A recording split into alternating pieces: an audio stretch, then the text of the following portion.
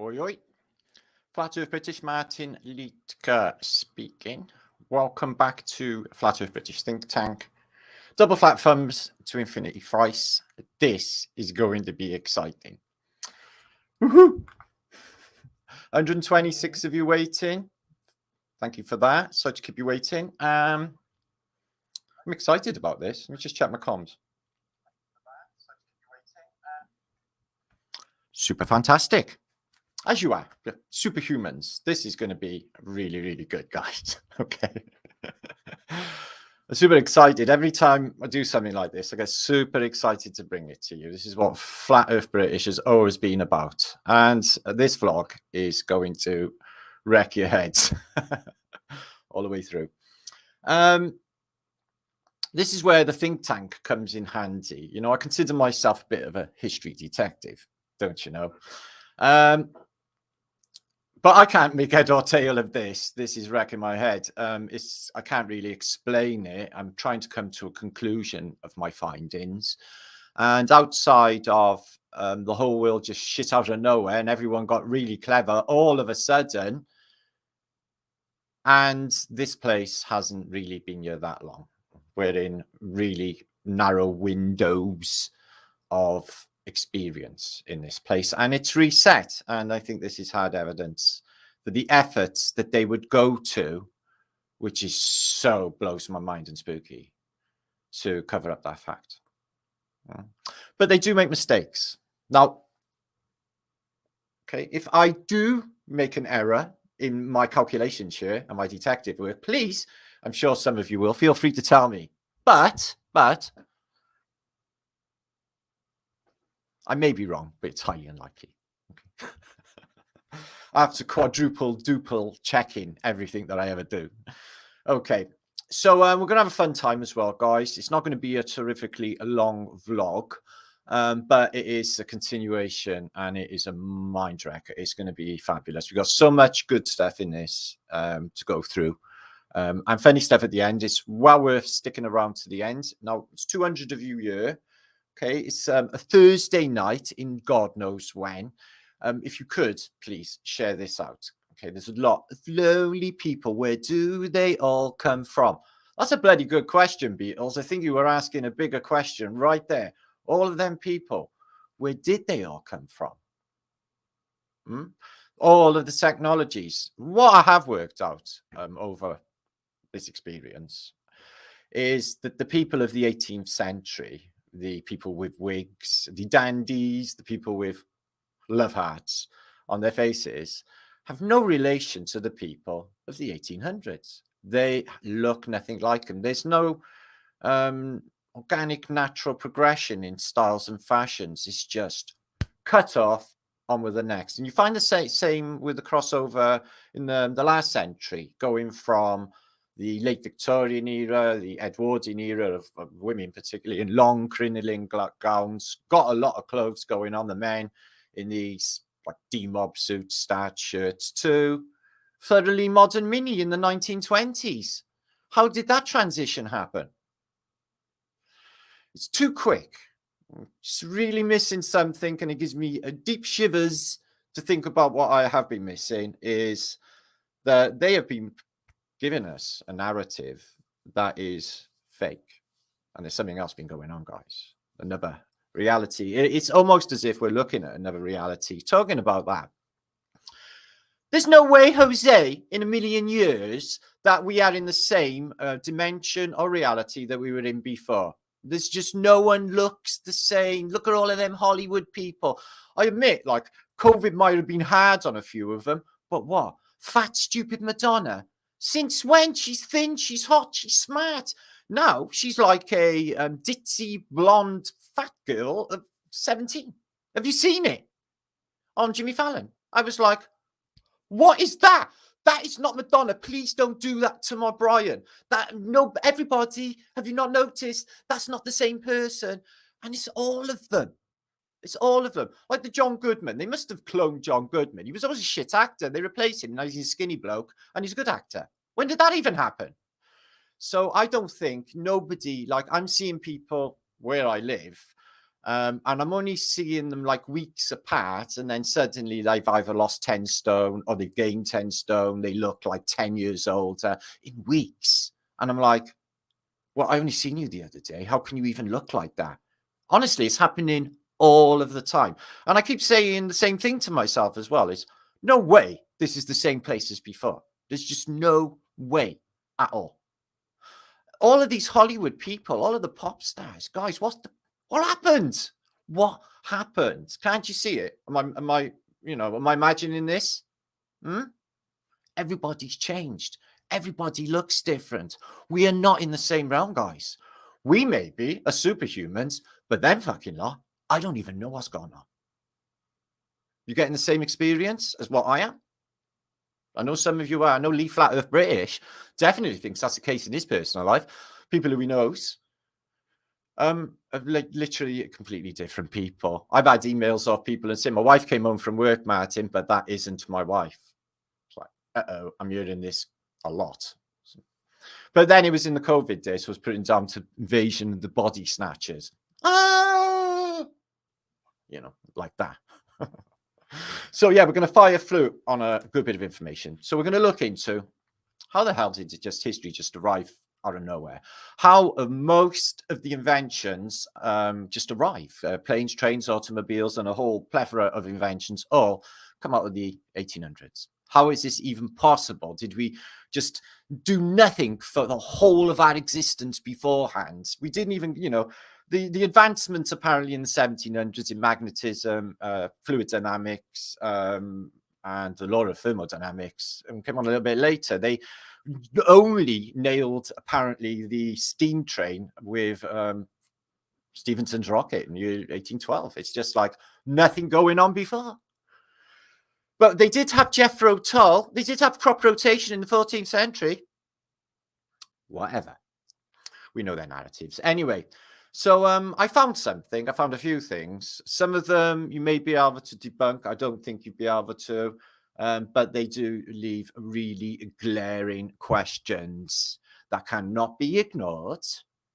And it's, in my head, it's drop the microphone. Oops, I caught you. In my brain, but we'll have to run it by you.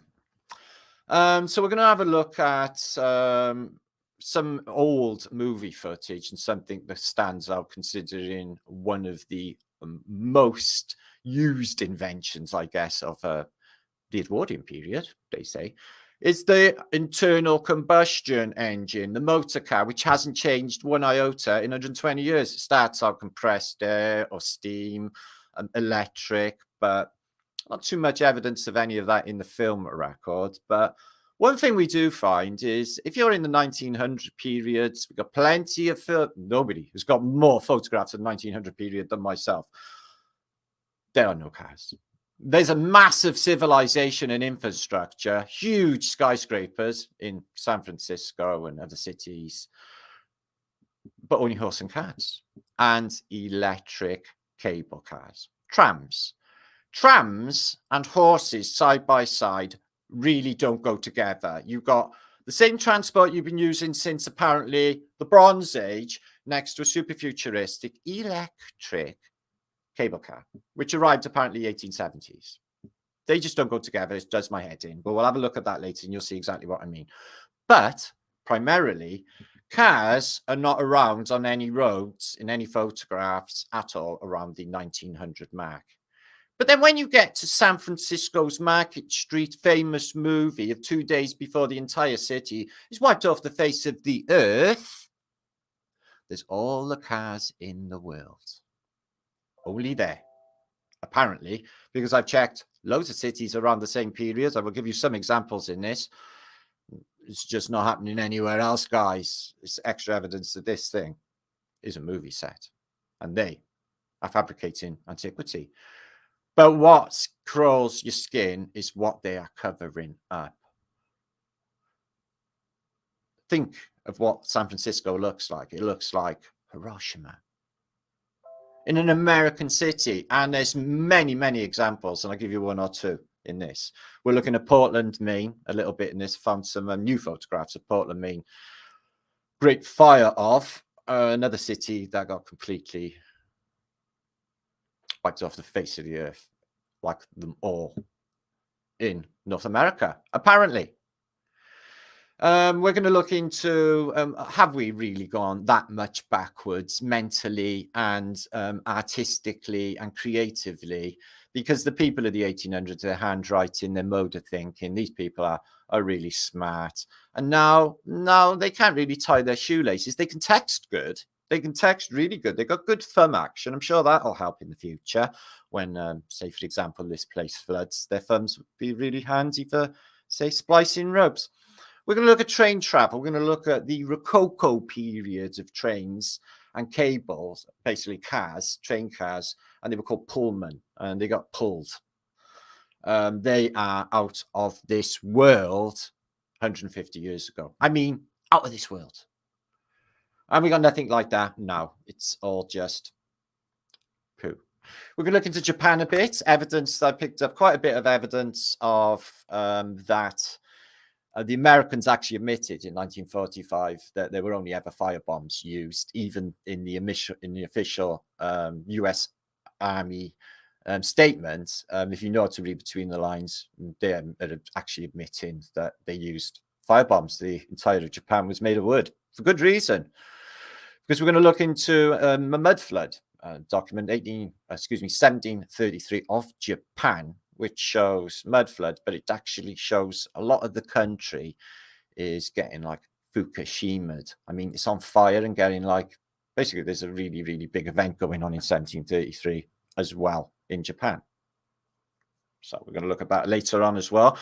Picks of the day, loads and loads of stuff to keep you all and your Brian interested. Okay, so I'll keep the continuity going. We're going to get stuck in straight away. Okay, we're going to get stuck in straight away. 422 of you, superb. Make sure to share this out, okay? Because in my Brian, okay, I'll come give you all shouts a bit later. Let me just rip through some of this first. In my Brian, okay, well, I'll give it to you first, and then you can run away and then think, no, this can't be true. Go and check it out for yourself and double check it and treble check it and stuff like I did, and you will come to the same conclusion that this is impossible. I can't explain it outside of the conclusions that we've already made on Flat Earth British concerning resets, concerning this weird shifting realm that we find ourselves in. You know, they're trying to, on the front page of the British papers, they're plagiarizing Roxy music. A Hard Rain's Gonna Fall. I played that record only yesterday. I'm like, right, okay. And, you know, when they do a weather forecast, well, they're casting, aren't they? And then they say, oh, it's a rainy spell.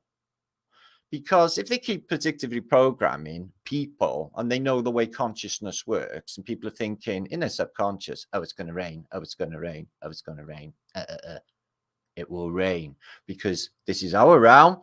They're hijacking consciousness to use us as unwitting participants in their satanic realm. And when you wake up to that fact, you no longer want to play it because it doesn't fit right with your soul. And so it shouldn't, because that's not who you are. Okay, you've been hijacked away from who you truly are. You've been sold off cheekily when you were just a tiny sproggage. And like that's what they think, that we are just meaningless numbers to be sold on the stock exchange. And I do not think that is the case. I think we are super duper important, and they're going to soon find out how important we really are. So give you some shouts a bit later. Let me get stuck straight into the info. Cars, where no cars go. Now, you can follow the narrative for the arrival of the car. We've talked about electric cars, 1800s. We'll look at a few of them later. But San Francisco, for example. Now, I've seen the same for New York, Chicago, as I've seen for San Francisco on their basically footage. The only footage you can actually get of these early periods moving movies. Now, what you see here is, for the example we're going to use, San Francisco, and this is in the 1860s. And as you can see, they got really big structures, broad walks down, no infrastructure as such. It's still mud yet. Yeah, they want us to believe that all of these buildings have had all of these incalculable amounts and tons, when you get to the center of San Francisco, you just scratch your head and wonder what they got all of that there on these little horse and carts. And in this time, it's only mud and duckboards. Now, this is from the tower, the top of the tower in the Terminus building, which we've covered quite a bit. Okay, we think there's something going on with it. All of the trams come out. Now, this is replicated everywhere in Christendom that has trams. For example, Melbourne, Australia, has the biggest tram network in the world at this period. And it's exactly the same thing out of this central terminus. And you get this brilliant electric cable system that runs you, in the case of San Francisco, great distances. But so they want us to believe that all of these massive structures that are proper old, even in this period, this and all of this, they dragged all of the materials, all of the glass, that must have been precarious on the back of a horse and cart, on cobbles, which I'll show you in a minute. These horse and carts are not designed for cobbles. They are all over the place. You could never carry glass. So that's a mystery in itself, how all of this stuff gets dragged there from seemingly quarries off miles away and all of this materials to build a super futuristic city. But no cars. In 1900, none. This is in some of the other areas of San Francisco. You can see this place is big. It's been up a while. High art photography. We should have more photographic records. If they've got photographs of, so many of these photographic studios on these old photographs, we should have more wealth than we find online, because in the 7 years I've been searching, I just keep seeing the same pictures. But when I see new ones like this, for example, Market Street, it is indeed huge circus, looks like it's coming into town. I wonder if that's Barnum's. You've got elephants coming in here. You can see that, a whole load of people. The point is, it's electric trams and horse and cart side by side. In my head, that makes no sense. The trams, yeah, they go with this out of architecture, but these horse and carts, well. So this is again from the Terminus building. We've seen this on the film that we'll look at a little bit in a minute. And 1900, 6 years later, this street is full of cars, people doing suicidal stuff with the trams on Market Street. And all of this stuff, all of this has been brought apparently by horse and cart. Now, the cable cars, they arrived, like I said, excuse me, 1873. Prior to this, and a lot of places on Earth, they were apparently dragged by horses. Tons and tons of weight with horses. Now, I don't think that was a case a lot of the time. We got evidence that a lot of these trams might have been running on free energy. And I'll show you some examples of them later on. So, again, 1900, there's no cars. Okay, because the new sensation hasn't hit and everybody gets them overnight. Now, this is a really good clue and very interesting. This is a year after the San Francisco event, fire and earthquake, supposedly, in 1907, so a year after. And I dig that, the buildings, the shacks on the side are precursors to the buildings that are there today. When that transition happened, again, scratch your head. They dug down. And this is, at first I thought it was, it's like a mat or something. And no, they got a tram on that level down there.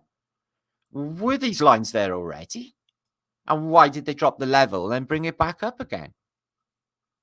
And how did that level come to flush with the level of the Terminus building?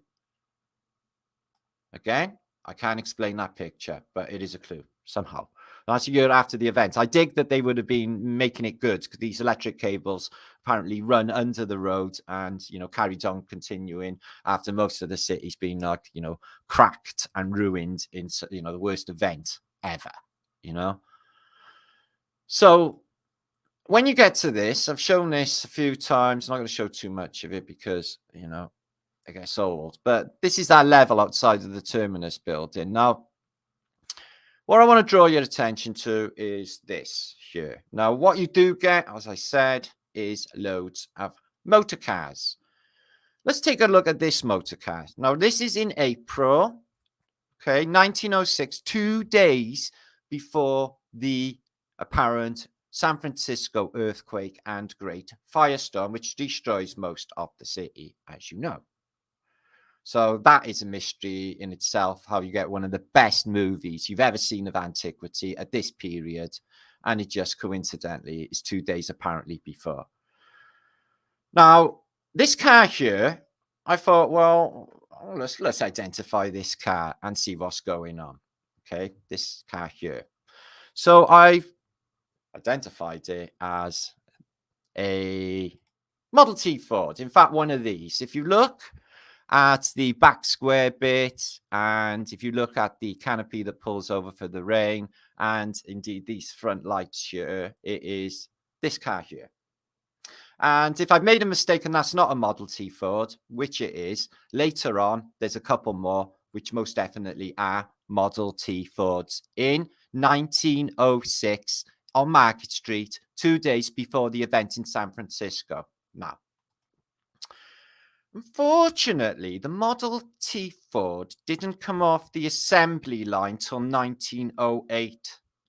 What is it doing 2 years prior on the streets of San Francisco? Anybody? At first, I thought, well, it's not a Model T Ford then, until there's one later on, and it is a Model T Ford because I've done the comparison. And there's other cars. Now, what you find for the narrative for the motor car doesn't fit this either. Because it says, okay, we get the cars came along with Carl Benz. We know about this in late 1800s, 1886. They look like this. And we know some of them are electric, although I can't get any moving footage of this. Maybe a little bit out there I've seen, but there's not much.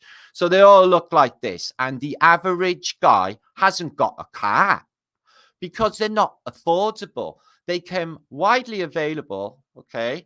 And the first cars affordable to the masses was the Model T Ford in 1908. Nobody was having cars before this point. Apparently, the first commercial cars in the US were 1898. So there should have been one or two maybe. And they look like these little shadow bangs. Sure. Oh, shit. So what are they doing on the streets of San Francisco? Now, this car here is also a Ford. That is a Model T Ford that just crossed over with the roof up. Not actually off the fucking assembly line for another 2 years. So it's not a movie set. And it actually has happened in that period, which is telling us. Because something else is clearly going on, guys, isn't it? There's more. There's a Ford over there. There's Multi Ford. Did you see it? The lamps on the front, the square bit at the back, the canopy. That one. That one. That one is there. So I'm not making a mistake. And there's a few more as well. Just to rub that salt in the wound. Look at the size of this antiquity. So all the cars in the world are in San Francisco on that day, apparently, guys. Really fine cars, even though they're not affordable to the average man. Only very rich get them, and you've got to order them.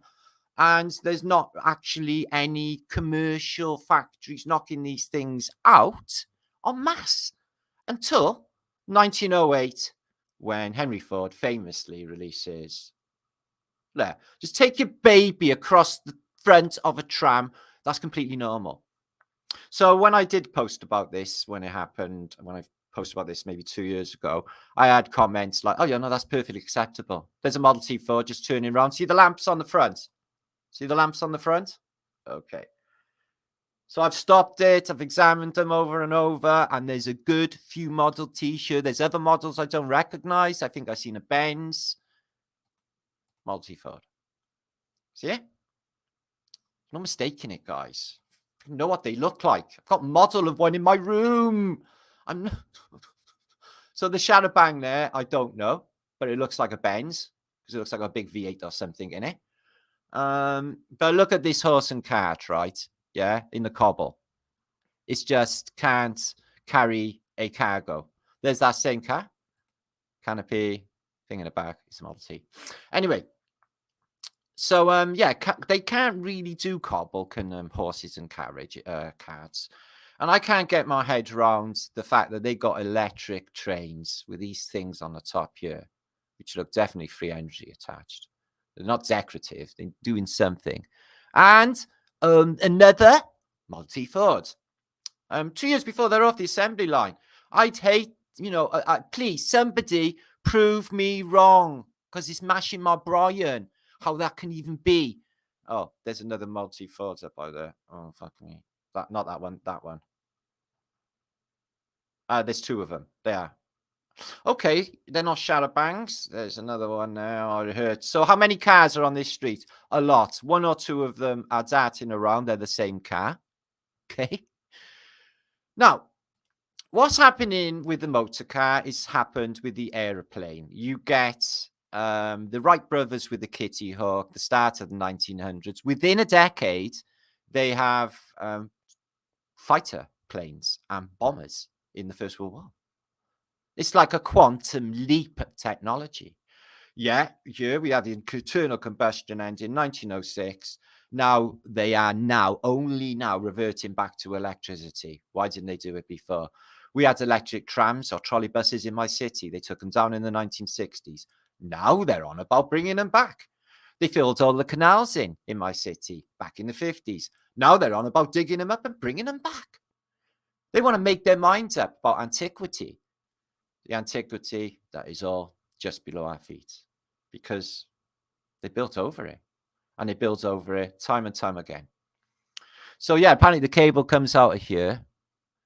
So there's literally electric distributed through the entire city to carry these cables, these electric trams. Oops. Oops. And all of the suicidal nature of the actors. There's actually one up here.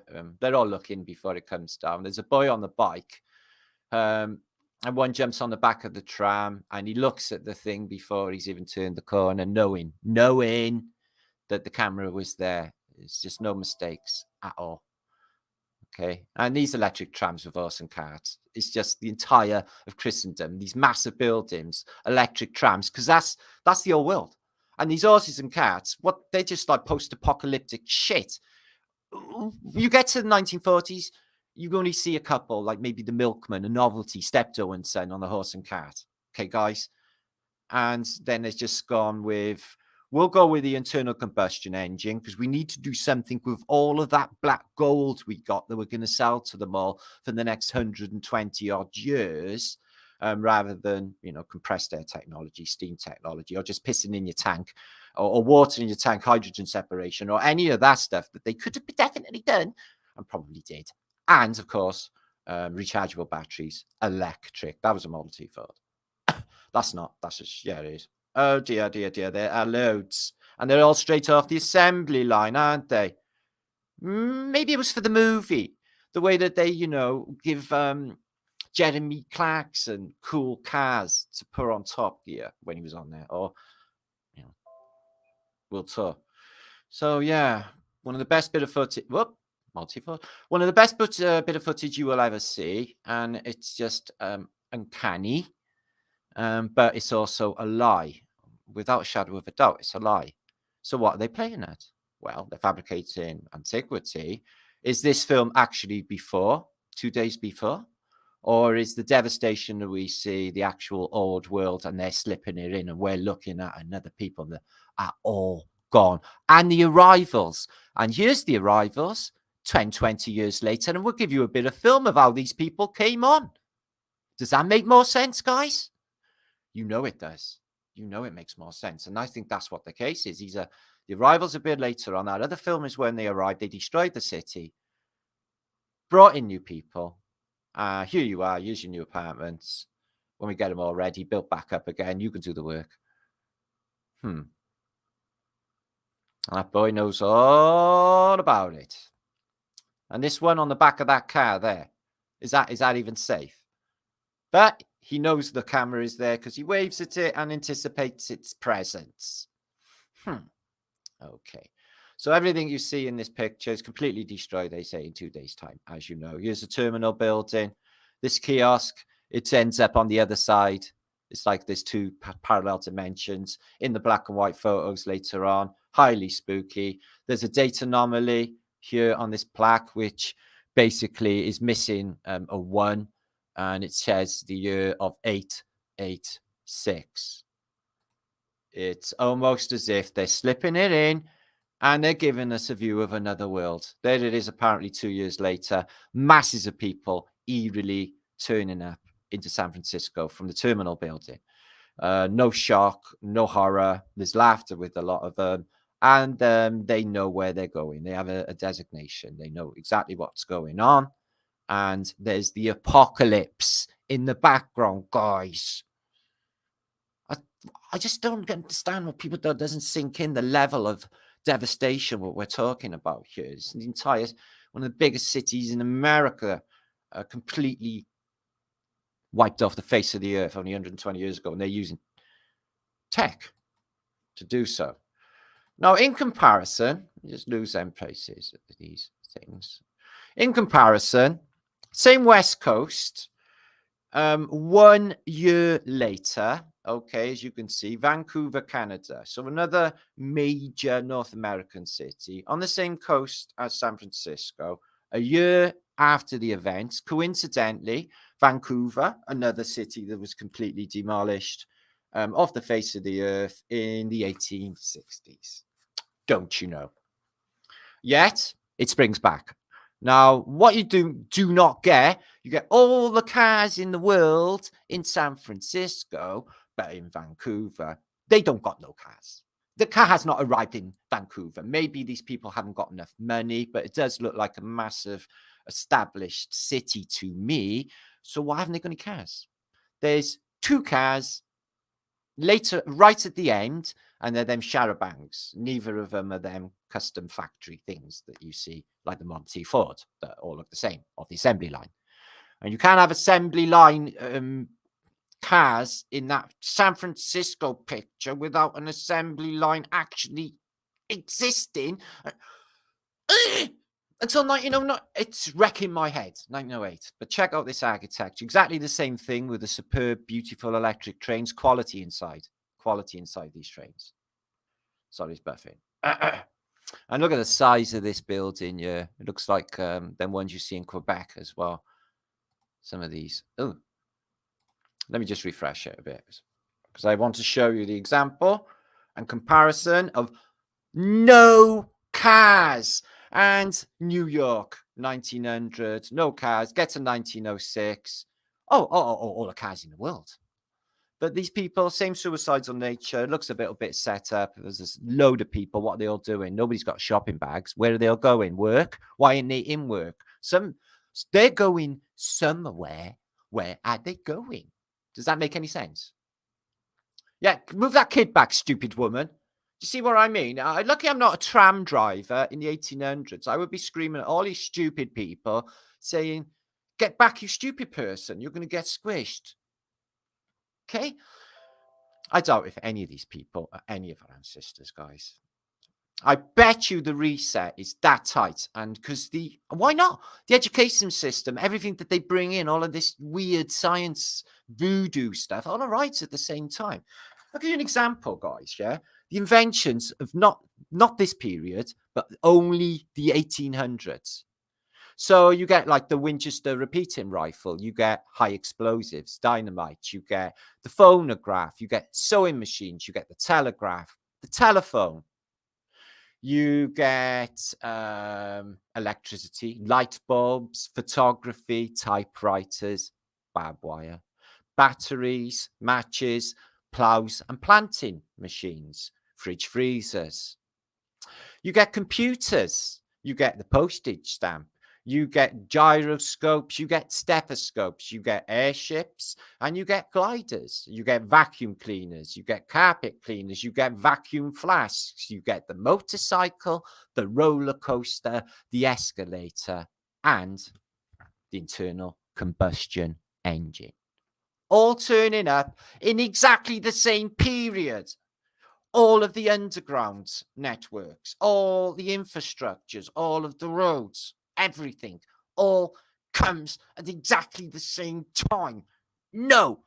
So what? We just had, well, how long did they say we've been here? Oh, we'll go from Noah's time. All right, then we'll just say, all right, we've been here like 3,500 years and we've just been completely stupid. We never had any technology ever until right now.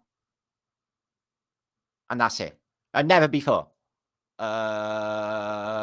Okay. So we were all stupid and then we just got clever all of a sudden. Maybe it's the case that you just like de-invented or basically went through an inventory of inventions and got clever people at the time to reverse engineer what inventions you had left over from the last reset. Oh, look, PayPal. Well, it's not payroll. And do it again, and do it again, and do it again. It's like the best magic trick you've ever seen in your life, guys, yeah? It's like Mr. Ben. And as if by magic, a civilization appears. Electric trams, massive buildings to house more population that is actually there at the moment. They anticipate the car, apparently. Oh, yeah, we need big, long, broad roads because in about 20 years' time, we're going to have loads and loads of these things called motor cars that haven't arrived yet and haven't been actually invented yet. But we'll make the roads for them. Oh, because these roads, they're not made for horse and carts. How, in all honesty, can you say that horses and carts brought all of these materials for these buildings? It does my boxing up hills in the mud then. Yeah, the glass is coming on the horse and carriage. Did any get broke? Yeah, all of it. Do it again for the next 500 years because you're never going to get any glass here because all of this is glass. Oh dear. So there they are on their surreys and their handsome carriages. Oh, Victor. I remember actually when I was younger, some old ladies actually still dressed in Edwardian dress. But what a contrast from that to like 1920s. You know, everything's very modern, mini. And then you get like the 40s, and then like had a bit of a glitch because of all that bullshit that went on with that psyop. And then you get the 50s, and then it's like, woohoo! Skirts up, everyone's dancing, and Elvis Presley turns up. So talking about Elvis Presley or any rock star. So when you listen to an Elvis Presley record, for example, well, Elvis Presley's dead, isn't he? So he doesn't exist anymore. So what are you exactly listening to? A recording of his soul when he existed? Well, that's not a reality. So what exactly are we listening to when we listen to dead rock stars? Food for thought. Anyway, so yeah, there's a little motor car just up by there then, a little tiny thing. And I think there was one more, but no Model T Fords. They got hardly any cars, but they have got stonking infrastructure. Beautiful place. And the electric tram. We have definitely gone backwards, haven't we, guys? It's shit on toast now. So yeah, the tram, all cities had the electric trains. This is the one I went on recently in Prague. It was a beautiful train. It was beautiful. But we did travel like first class because it was like £8 in Czech Republic to travel first class. And you can see that, you know, in the old days, in 1894, this building here with the old tram. And there's the same building. And so the trams look crapper. And the buildings, what is it with that? Why do the buildings always look like, wow, that's really impressive, quite breathtaking in all black and white photographs, and then they've lost their soul and look nothing going on really in the modern day? Does anyone else get that feeling? It might be just me. But it's like all photographs got soul, and the new ones, it's like, I don't know what's going on with that. So yeah, tilt trains you had, but a lot of these came along later. Jet trains. We had the pneumatic train, you know, in the late 1800s, in the undergrounds, as you know. And you had to have all this elaborate stuff for electric trams going through suburbs. And tram and steam. So yeah, steam. They nailed steam, they say, in the early 1800s. And within a hop, skip, and jump, you've got like the pneumatic train. So that is the beautiful train station at Melbourne, which I mentioned earlier. which looks like a crazy Indian Taj Mahal affair full of technology, obviously repurposed of something else. And again, another city. So what did they have? Let's get this with our heads, because I'm getting the same thing in China, in Hong Kong, in Shanghai, in Tokyo, in everywhere. At the same time, did they have a big meeting in the international meeting room where every country decided, oh, we must have the same electric tram systems along with our horse and cats? Does my head in. So they say this is the case, that is the height of transport technology above ground or outside of trains, is these cars here. And that little horse is traveling or pulling all of them 2 carriages for the people. And this little horse on his own, okay, delivered all of this masonry for this fine stuff. Plus the old world is actually missing. The only thing you get from it is the the Gothic or the Coptic churches or some of these classical affairs of the old world. And, excuse me.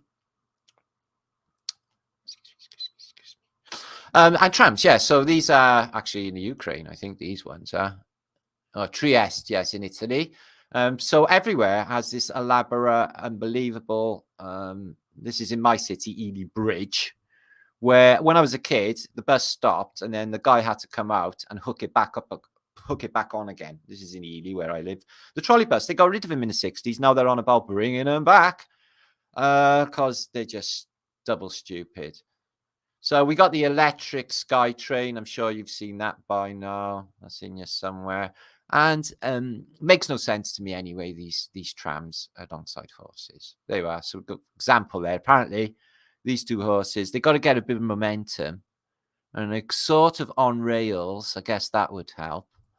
And that's Madison Avenue, New York again. Some of this architecture in New York. Again, see what I mean? It looks really cool. And then you get to modern day and it loses all that aesthetic. I don't know what's going on with that. I really don't. And some of them, I've seen evidence in Halifax in the north of England, a train running, well, they filled it with water, so it was running on steam.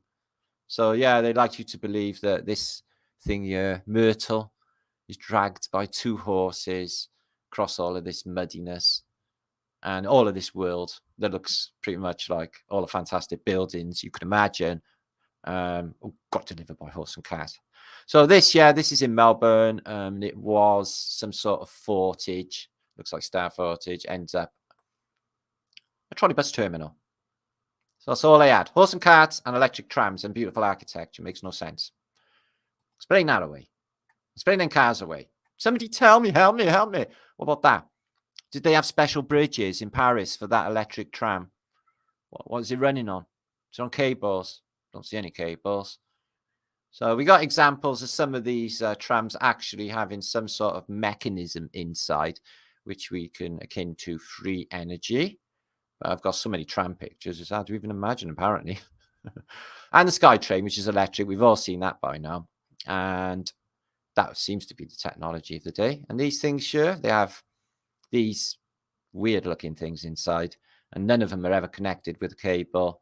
And they just like self-propelling. See them a lot. These. And they're quite beautiful inside. It's all like leather clad and just, I don't know, just beautiful teak wood and stuff. This one. So what's running that? There's no horse on it. There's no overhead cable on it. Just gone over a bridge. That might help. What is this? What's the electric motor, isn't it? And it's running on probably wireless free energy. A nice one of Moscow. It's got a tram system, beautiful. Same thing going on everywhere in the world at the same time. The size of these double deckers. What bridges? No problem, is there, with these massive double deckers? So they must have. I don't know.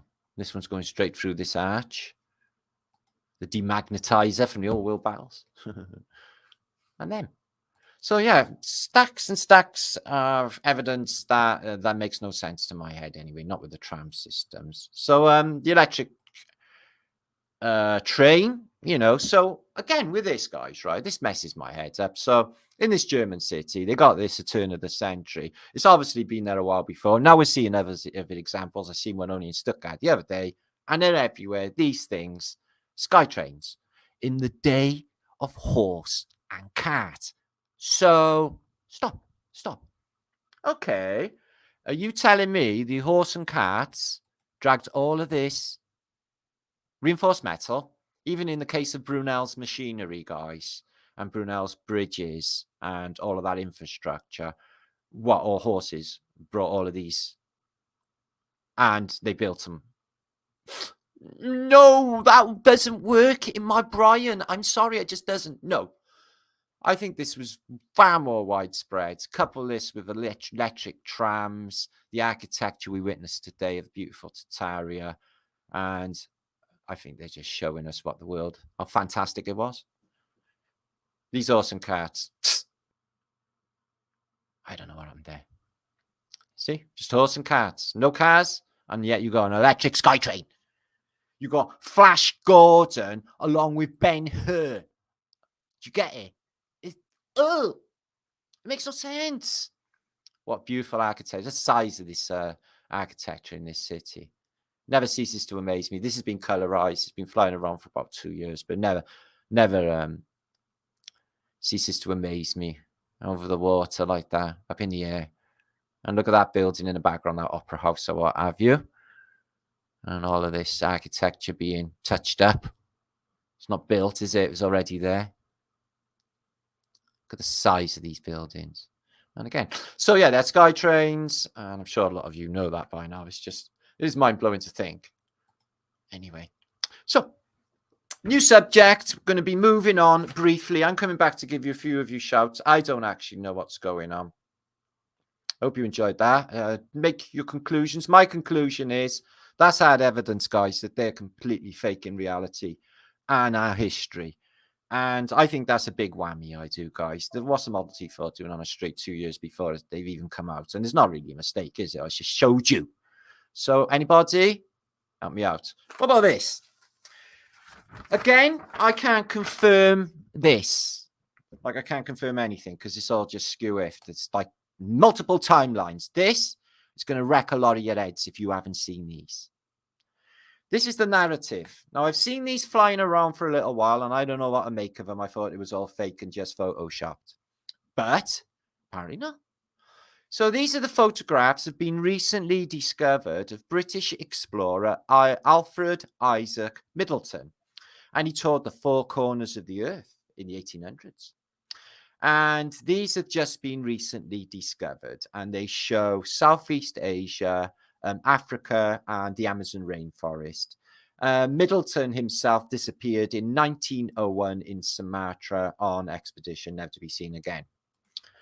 So he is basically, apparently, gone to the Amazon, and what has he seen? I thought, well, if it's photoshopped, how? And they're making such an effort. Okay, so they're living in these, like, again, Flash Gordon type, maybe Avatar crossover places. You can't see much of the people, but instantly it's like, am I looking at another realm? And then this, I'm like, hang on, are those people? They are people.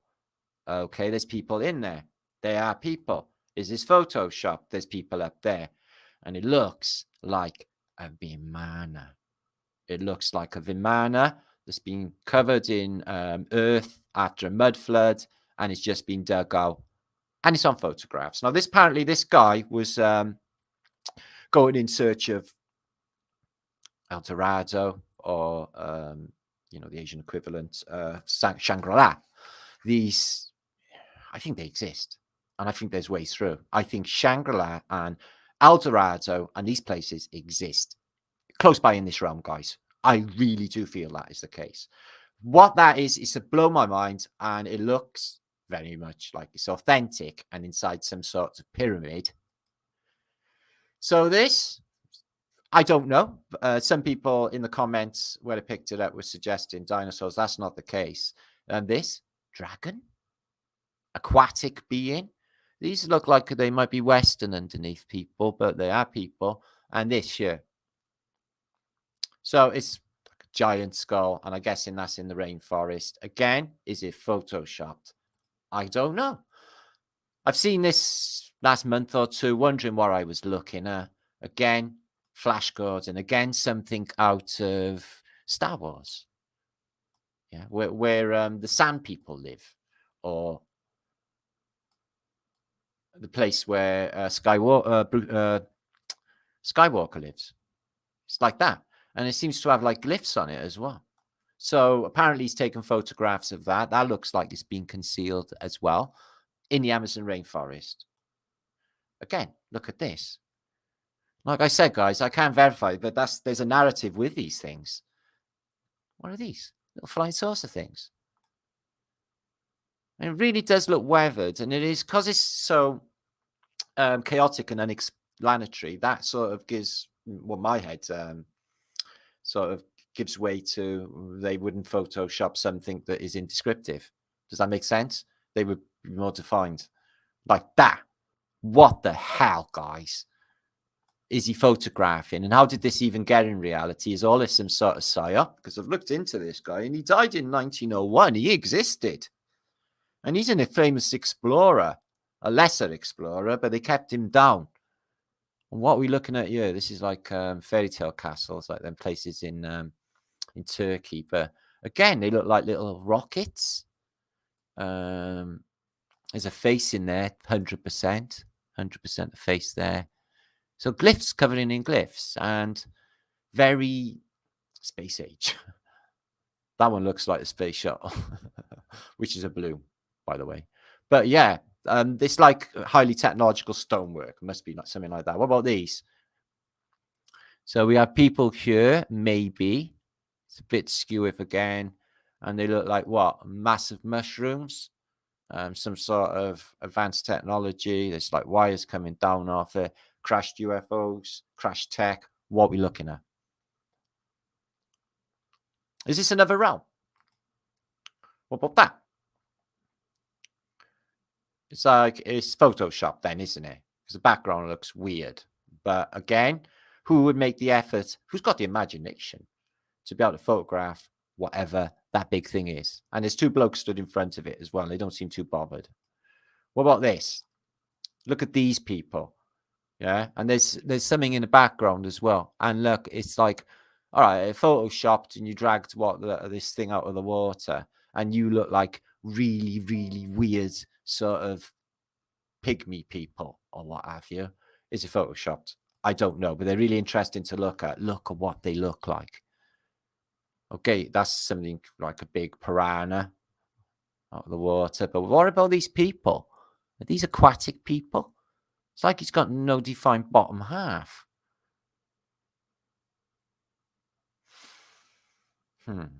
Spooky. And then there's a giant boar with an eye there, maybe an eye there, an eye there. Oh, it has to be photoshopped, is it? Why would these just shit out of nowhere? What about them? They look like little thorns. Are they thorns? Are they photoshopped? Are they models? This one's smoking a bong. If they are photoshopped, it's worth looking at because it's freaky as hell. What about him? If they photoshopped two different color eyes, and it's got a little bit of human thing going on there. It's like a Bigfoot. Anything in the background? There's a face there too. Something in the background. So I've never seen anything like these. Obviously, nobody has really. It's too freaky for words. Is it Victorian fakery? There's a lot of Victorian fake photographs. But regardless, this is freaky shit. What's that growth? Is that a mask? A baby there of some sort. So that's a freaky couple from apparently the forest as well. So yeah, apparently a British explorer, Alfred Isaac Middleton, took these in four corners of the earth, and they look like they're freaky stuff from another realm.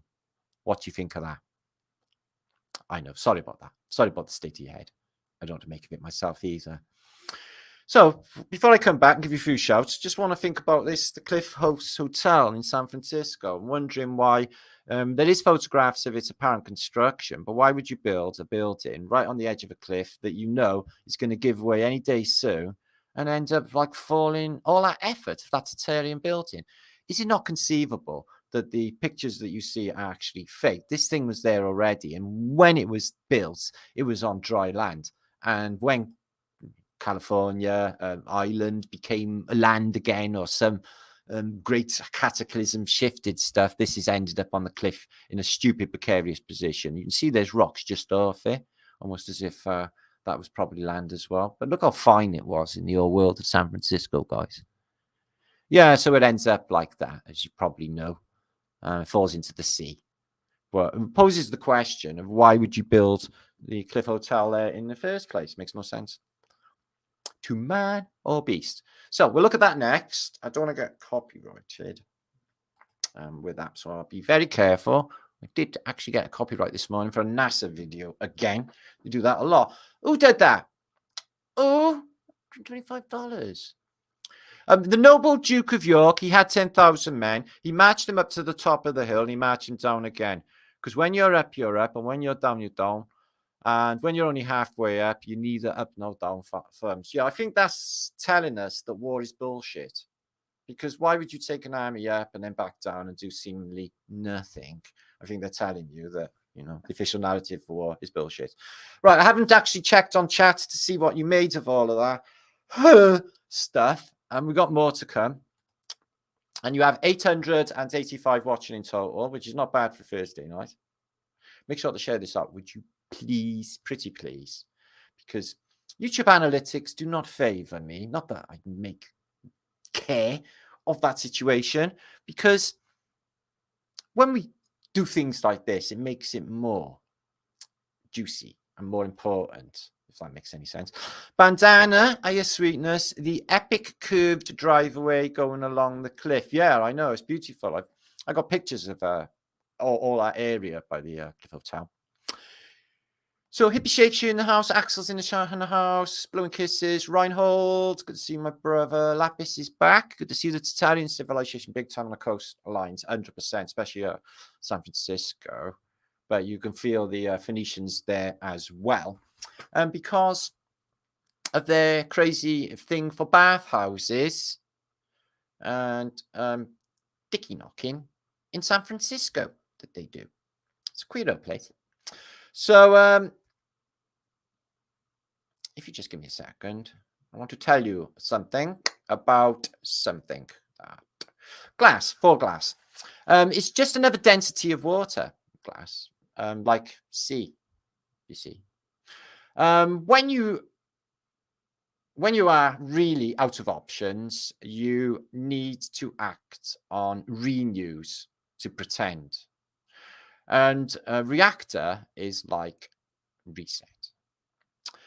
Once something has been made, it can't be moved, which is not oblivion, which would not be God. So let's have a think about God. So God being omnily present, he's everywhere, omnipresent, everywhere, all the time, everywhere, in everything. God. So what, like, was he omnipresent in like Fred West's Jumper when all that stuff was going down? All that evil stuff that happens, God was omnipresent there too. I'm not digging that. Something going on with all that. Big wank. Mark Trom, good to see you. Lemeria. Ryan Brown, hello. Good to see you. Good views. Indeed, we do get that. Jacob, good to see you. Kay, good to see you as well. Lovely. Cover Zero. So we're going to have a little look at Japan. I'm hoping not to get copyrighted on American military, but I think it is public domain. I'm going to fire through on some images. We're going to look at the state of Dublin after the rebellion, which looks like a bit of Hiroshima. The British Army like to do on the Irish for not like pandering to their do as you're told stuff that they do a lot. Democracy, we'll bomb you into peace, Mud Chat. Good to see you. Best way. Bomb the poor. Shari Ives, S. Lee, Maz Dexter. So we will not be slaves, because that is what's happened. They've woken us up to a realm where everybody is enslaved. No. And seemingly, you can scream and you can shout, but there is no way out. They tell you. Love moves. Good to see you. Giants, yeah, definitely part of it. Marwin Braun. Good to see you, George. Skull Asylum is in the house. Good to see you. Arctic Void's in the house. I am Lord Harry vibes. Zafir, good to see you. Marvin the paranoid android, brain the size of a planet, and I gotta open doors, he famously said, but basically Douglas Adams was definitely one of them. He knew too much. So Juan Torres is in the house. Maz is in the house. Some lovely, is that Greek? You probably see this stuff in Australia behind the fence, behind the rabbit fence. Rahi? Wow, indeed. Terry, Jenny. So I don't know what to make about that. That is a Model T Ford. I wish it wasn't, but it is. And it's there before it's off the assembly line, 2 years before. Oops. Doopy doopy doop. XRP. Maybe they just thought no one's going to ever check out what cars these are, look in the footage back. I don't know. It seems a bit of a real deliberate mistake. It's just like, why would you do that? Somebody to find later on. Reese, good to see you. Arctic Void, Estley, or maybe somebody just wouldn't think of it. You know, these big clues right in front of us, but we see it's like it's not seeing the wood for the trees. That's what it is. Once you see it, it's like, uh-oh. It was there all the time because it's all there all the time. India Sweetness. Showing a video, Campbell and Mr. YCH. Christian B. and Repolland. And Nora, do you want to see your city all splattered? Stick around. Stick around. I'll show you. But Dublin bombed by howitzers. And the British Rifles. I know British people don't talk like that, but actually they are a bit German. Just saying. I'm not, because I'm Celt. Edgar Tower. Well, I am. I'm actually a German. So, yeah, thank you, Stefan. Much love to you. That was really cool. And we got Nate numbers 311. Very, very cool. Quite an imagination if they IA generated. Let's talk about IA. Now, it would need an accurate representation of reality, wouldn't it? And that would know that basically what has happened with the power structure and the enslavement of entire peoples in a realm we know very little about. They show you the map. That's all there is. They tell you the history. That's how it went down. Because nothing else is ever going on, guys, except everything is going on, which we're finding out. The most fantastic history you could ever imagine. Wow, the shitty history they gave us with knights and trebuchets that throw cows. Really annoying. It's really annoying. Don't let it annoy me. So Harry Chick, good to see you. Caught my first live. Bring it on. Good to see you. First live. We got someone's popping their cherry here right now. Okay, have a lay down after. Say 10 Hail Marys. Everything will be, well, it might not be fantastic. Don't worry about it. Arian, good to see you. Diana, love you too. There's a lot of love in this chat. That's what it's all about, actually. It's the love Splatfest. Backstabber. Yeah, that sounded all right. Rich Spillman, good to see you. Happy? Okay, well, I'm getting back into the juice. Okay, we're going to look at Japan.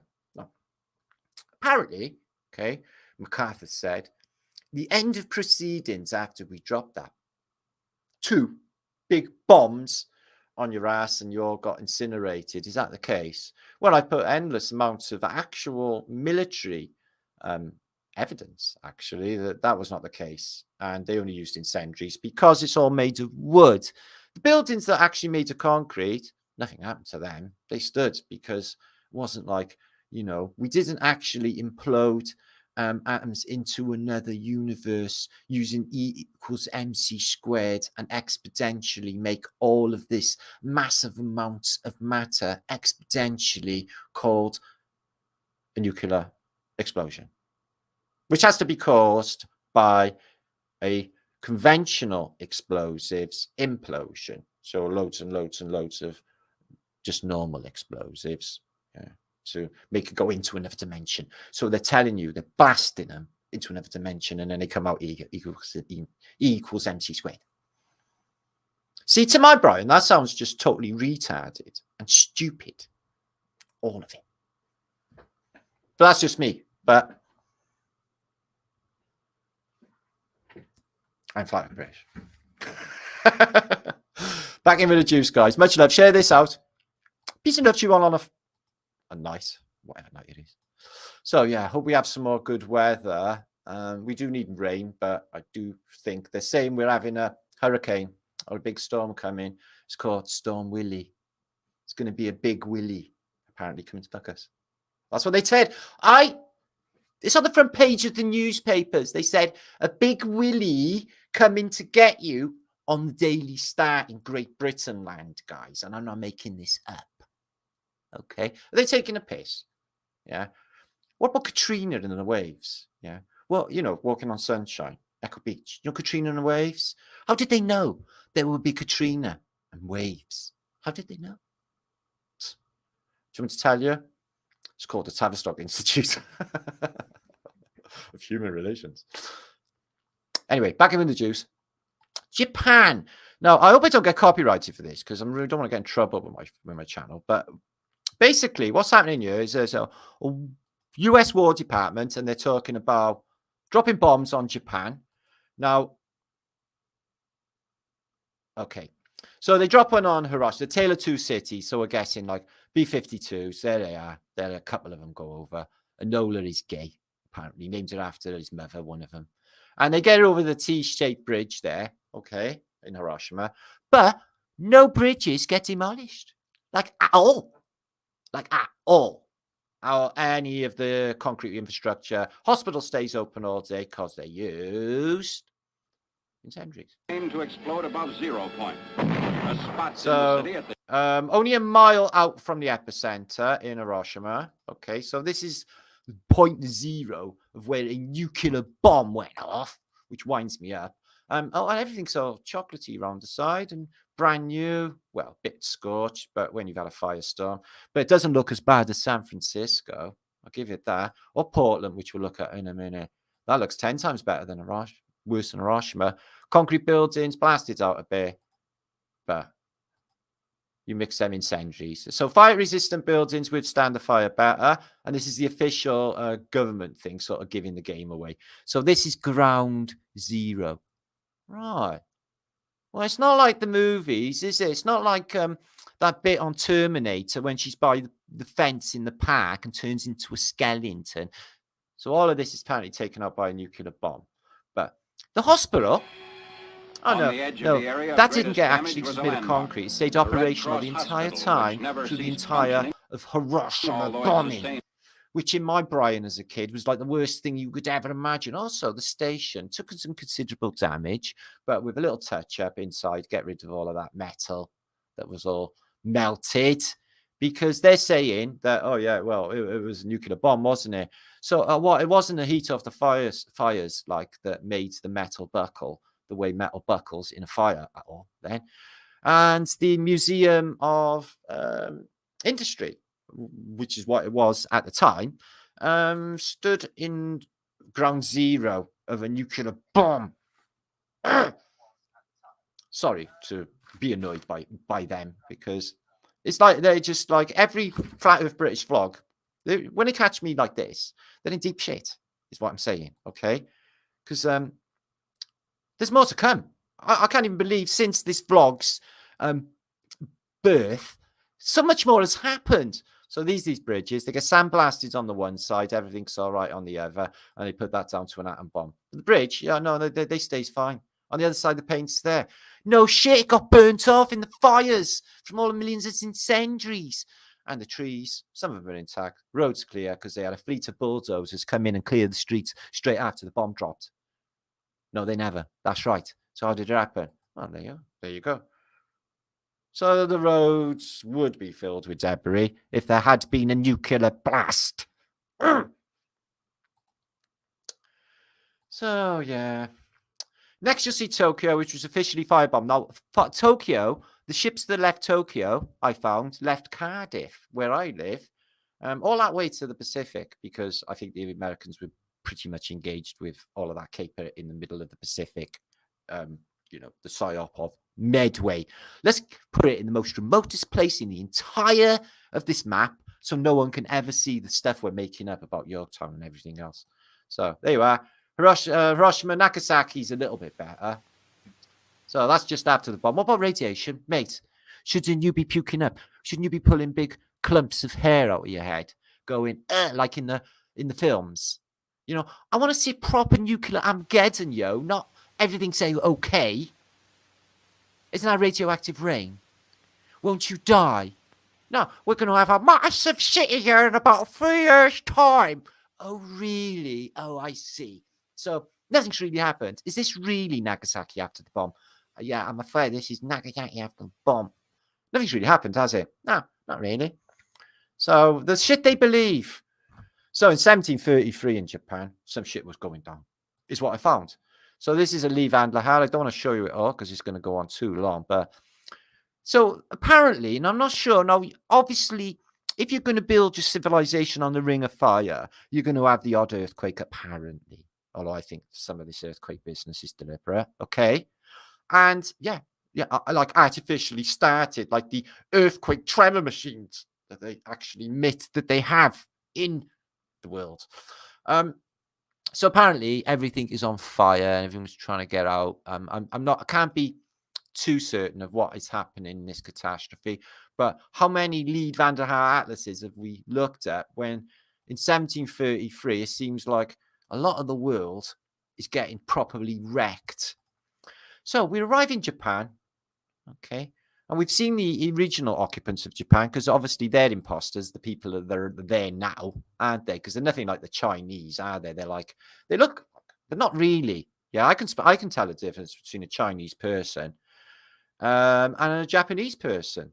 Yeah, it's just completely different look about them. Yeah. So there it is. You can have like two sort of weathers as well. It can be like tundra in the north, and it's all like subtropical in the south. But it's not that big an island. It's not that big off of Great Britain, but they have got Antiquitech set up, and it's not all wrecked. You'll see Tokyo. Well, what it is it's mud flooded. You'll find the size. Tokyo was big then, I guess. Oh, you can't Makyo. I can't even say Japanese words. Don't even pretend. So now they got the bullet train and sushi. What else is Japan famous for? Yeah, motor cars. What else? What good pop stars have come out of Japan? Think of any? Fuck no. No, I know. No, you can't. I know. And don't say that guy who's like Gangnam Man or whatever his name is, because he's North Korean. So apparently the sperm count's dropping in Korea. They're all going to end up extinct in South Korea. Yeah, because they're really big on all of that, getting injected stuff. So yeah, mud flooded. This is linked up below, and they do the same Phoenician arrival thing ceremony, which is playing music. I bet some of that is like techno. I can't imagine it being crap. And they got electric maces. And whoever that is in there has got this here. Oh, that's a fan. That's a chawala or a Chinese equivalent. So everyone got to hit the floor when governor goes past, because basically you'll get like these people that come around and batter you later for not. Did I see you not bowing to his royal eminence? It's like, yeah, I bowed. I got actually a bit of a headache, and if I lean forward, I get like a nosebleed. Well, they look proper futuristic. They got actual helmets on, are they? Well, I think it's more than coolies. So there seems to be a bit of a rebellion. It's not the Boxer. It's earlier 1733 one in Macau. Bit of tech going on there. So yeah.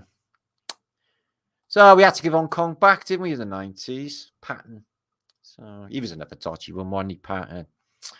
Oh, God, look at the royals. You have Princess Margaret, as yummy as looking as she was a really bad girl. And look at Lord Mountbatten, the IRA sort of you know what shampoo we used? Head and Shoulders, because he found his Head and Shoulders on the beach. And that's not all. I really won't having none of that. It's like, he gotta go in an Irish accent. So yeah, they and now you got Prince Andrew's, the new Fingers Fair clough of the royal family. You get a lot of them. He's doing a bit of gardening. That's nice. Love a bit of gardening myself. Get in with that earth. Get all that oxygen flowing up. Look at they got a beautiful civilization, the Japanese. I much prefer. Oh shit! So it's a what? Is it an earth? It's a volcano. Whoa! Look at that antiquity. It's all sinking in the mud. Well, with a volcano, you get a liquefaction, don't you? Wow! Check that out. It's like literally sinking in the mud. Wow. Maybe that's what they were trying to make happen with Hiroshima and Nagasaki. And yet Tokyo looks much worse than both of them. There's hardly a building left in Tokyo. So there's a mud flood. This is like a river here, and it's carrying all the houses away as well. So there's a flood, a volcano, and what looks like a mud flood, a city disappearing in 1733. There's events everywhere at this period. It's still volatile after, the major reset. Oh, my days. That's the one I just showed you, is it? I don't know, but there seems to be some sort of serious event going on there. An entire city being burned. Oh, shit. That could be from a volcano. But Mount Fuji doesn't explode, but they have got loads of other volcanoes. So they got weird boats, haven't they? Little junks. Have you ever seen Hong Kong Harbour? There's like 1 million people living on the water in these little shitty junks, aren't they? I'm sure some of them are beautiful, but not the ones in James Bond. Not the James Bond's reality, but you know what I mean. Yeah, they have nice lanterns as well. Oh, they have star forts. So there was a deal going on with the Japanese in 1733. Was they will build star forts, and one went, look at that one. Flipping hell. Juicy, juicy, juicy. Oh, getting out. That's like ones you see in Europe. That is amazing. But still pagodas. And so what? Are they having an international charter that's sharing military secrets of how to build their supposed bastions? Wow. So Japan has already got star forts 1733, same as everywhere else as well. Let's have a look at their tech. Okay, so that's their star fort. The center bit is on fire, so there's a military happening. But with these star forts, they have repurposed them. They were there way back. Or maybe not, but in the classical world. The Romans or the Phoenicians built them, I think. So that looks like mud, and steps have been dug out of the mud. Unless they got hairy handrails, which I doubt. Big hairy handrails, which I doubt. Oh, look. 3 dots and 3 skulls and crossbones, possibly. Okay, and wow, look at that star fort. 1733. What sort of animals they're using? Jesus. Get up high, your highnesses, for when the water comes. Because, like they keep telling us, it's going to rain, it's going to rain, it's going to rain, it's going to rain, it's going to rain, and it's going to keep on raining, and it's going to keep on raining. Now, we've just had the hottest summer in the history of humanity. Well, the history of Britain, anyway. We've never had 40 degrees, and everywhere else has been cooking. What you've got here is the boss, and he's got 2 dragons, maybe a griffin and a dragon, a load of maybe pebbles balancing, who knows. And I'm guessing they're torturing people or something, they will. Well. Be well. Where do you think they come from? Be well. Well. Welcome. Out of the well, out of the water. He arrived out of the water. Not equipped for this place, but they did a really good trick early on. Oh, wow, what's that? Wow, look at that. Right, what is that? Well, it's off the shore, and this is some sort of encampment. It's in what looks like a floating island, maybe, or a reclaimed land, like they do in Dubai in the modern day. Well, that's incredible. Let's have a look at these a minute. We'll be moving on. This is linked up below if you want to examine this for yourself.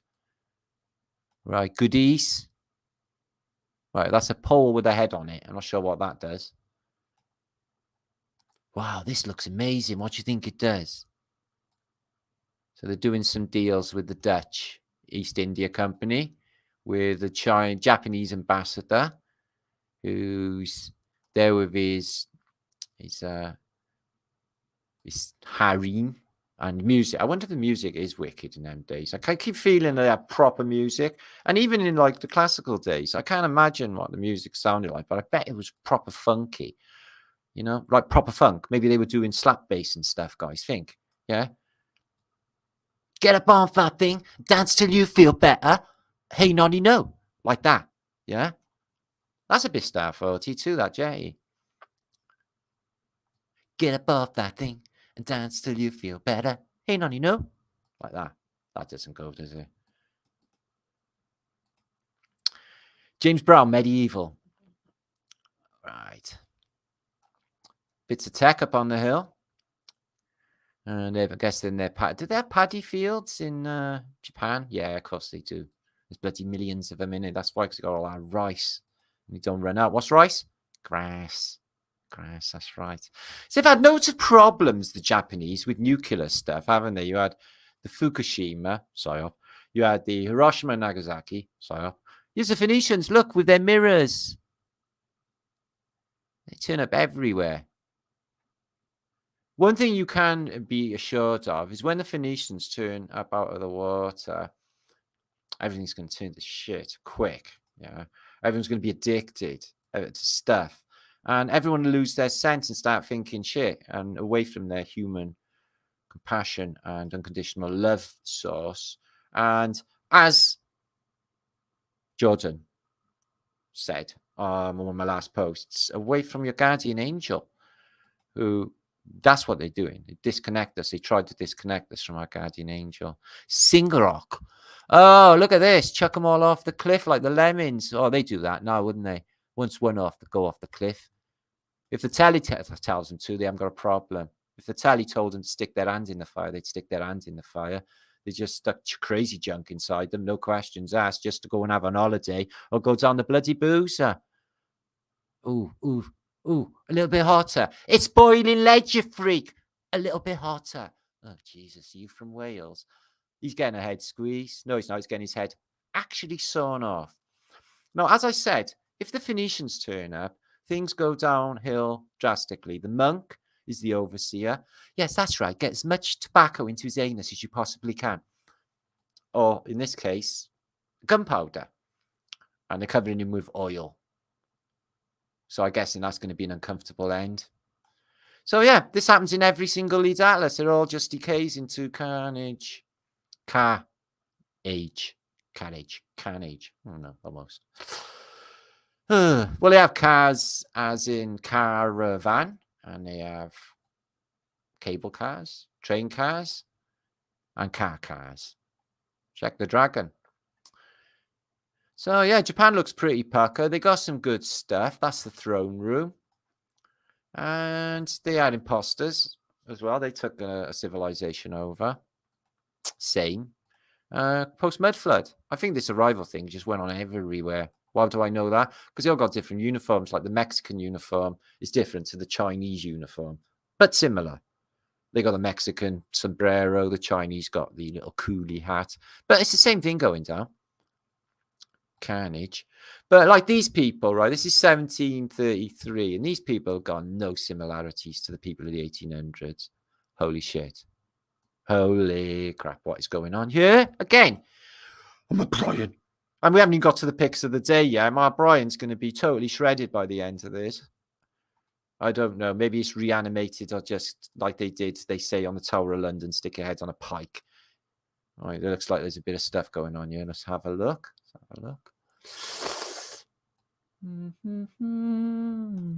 So sitting outside the Starford, checking out your stuff, smoking a pipe, having a game of backgammon or the equivalent. And it looks like some assassinry going on. A few people on fire, but that might be just spiritual. What, setting yourself on fire? Spiritual. Somebody doing a tightrope up there on a cable. Somebody rock climbing. Somebody fell off there. And that's stupid, standing on a stick like that, because that could be really dangerous. And how does anybody know how the Indian rope trick is done? How can he like blow his flute, a rope come out of a basket, and a boy climb up the rope? How does that happen? Because the rope is special rope, and if you pull the rope, it goes like a pole, and you can climb up it. But as I said, these got no association to people in the 1800s. This is just like the weirdest. Look at this. It's a giant Buddha. No, Buddha a woman. She's doing that Masonic thing. The live long and prosper in the belly of my female Buddha-ness. Because that, I don't know. Pearls is Phoenician. Pearls is not good. Nikola Tesla's greatest Tate, apparently he couldn't think about pearls or touch them. You know, like some people got it with newspaper or nails on a blackboard or pulling cotton wool apart really slowly. Yeah. Have you got that feeling? Yeah. Nikola Tesla had it for pearls as well. Apparently he couldn't even think about them without that cringy nails on a blackboard feeling. So, oh, look at that one. Nothing unusual ever happens in a Flat Earth British vlog, Matt. What? And the monks are all illuminated. Don't even know. It's too weird. They're bringing in stuff. We know about that. They just bring in stuff. Why is Buddha a chick? I don't know. So there's a bull again. That looks like a real bull, though, and that looks like a real gibbon. I don't know. So maybe they just hide, like they do hijack. Maybe Jesus was a chick. Maybe it was Jesuca. And maybe Buddha wasn't a fat old bloke, looked like Shrek. Maybe it was a chick with jugs. Wouldn't that be better, guys? Damn right it would be better. So the Temple of who? Oh, Belden. That sounds like a bit Beelden. That sounds like a bit like Beelzebub or. But no, you look like Alistair Crowley a little bit, but I wouldn't say anything is going on. Your bells above your head, a couple of dragons. You look alive, aren't you? And you're very big. You've got demons dancing in front of you. How did you conjure up them? Don't tell me. I don't actually want to know. So in apparently 1733, like we've seen in many lead atlases, you have like living icons and demonic entities. Although they're on plinths and stuff, they seem to hit the floor and get down funky and stuff and have a dance, as you can see. And tickle you under there. Oh, it tickles. Even demons have a sense of humor. Even demons are ticklish, guys. And here is your real multi-handed Brahmas, your Krishnas, with the multi-hands. But they're Phoenicians because they got the Phoenician chest plate. And they even look like Quetzalcoatl Death Cult, but they're in Japan. So, yeah, and there as well. Wow. So, yeah, was he actually engraving what he was seeing and this was a reality? Because can you imagine walking in there? Oh, it's okay. I'm going somewhere else today. I don't really want to see the big god boss guy. He's got demons in front of him and a 1,000 multi-handed Krishna guys with weapons. I don't fancy that at all. So did he actually see these things, guys? I don't know. It's just a head mash. There's a lot going on, and these are supposed to be some sort of engravings. I think that he's doing some sort of photographic process, etchings on a silk screen off of an original impression, something like that is going down. Some of them are different quality. What's that building doing there in Japan? Because it looks like something you see in Europe. So I don't know what's going on there, to be honest. It looks like a whole load of confusion. Idols, which are alive. Oh. Okay, more weird idols. Let me just check this. This is getting really trippy. Okay, the Gibbons room, or a load of monkeys. Are they alive? And they're worshipping them. Maybe they're talking. Like, you know, we've all seen Planet of the Apes. We've seen how this goes down. Yeah, I'll tell you how it started. Yeah, Chalkneck Eston. Yeah, he kissed Galen. She got pregnant, and then this was what happened. Charlton Heston is the father of humanity, guys. Yeah. Actually, I've been thinking a lot of you could be my children. So this is so don't be chops into your father. He's a giant, isn't he? He's alive. He's not a model. So they got a giant hierarchy, 1733, in a mud-flooded world in Japan. There's a lot of stuff going down. Starfoot, giants, all that glorious flat earth Britishness. The next one's got some freaky stuff on it. Let me see. Ooh. Right, let's have a look at him. Hog god, multi-handed Krishna god, who is really like a... Which Christian deity could we compare him to? Because he's a pig. Got to be careful. But he has got a scepter. The Queen's got one of them, which is electromagnetics. He just took out this guy. Well, I say guy, this demon thing. So could that be... Oh, they're going to burn them both together. Okay, such is the way of sacrifice. So we've got Dog-Head Ruler. He's biting on a hoop because he's a bit stupid. I don't know what they're going to do with him, but they've got Dog-Head Rulers and breasts or busts, which are like breasts, but they're not. They're actually called busts. I got confused. Get confused easy. And they're big and they look lifelike as well. Oh my God.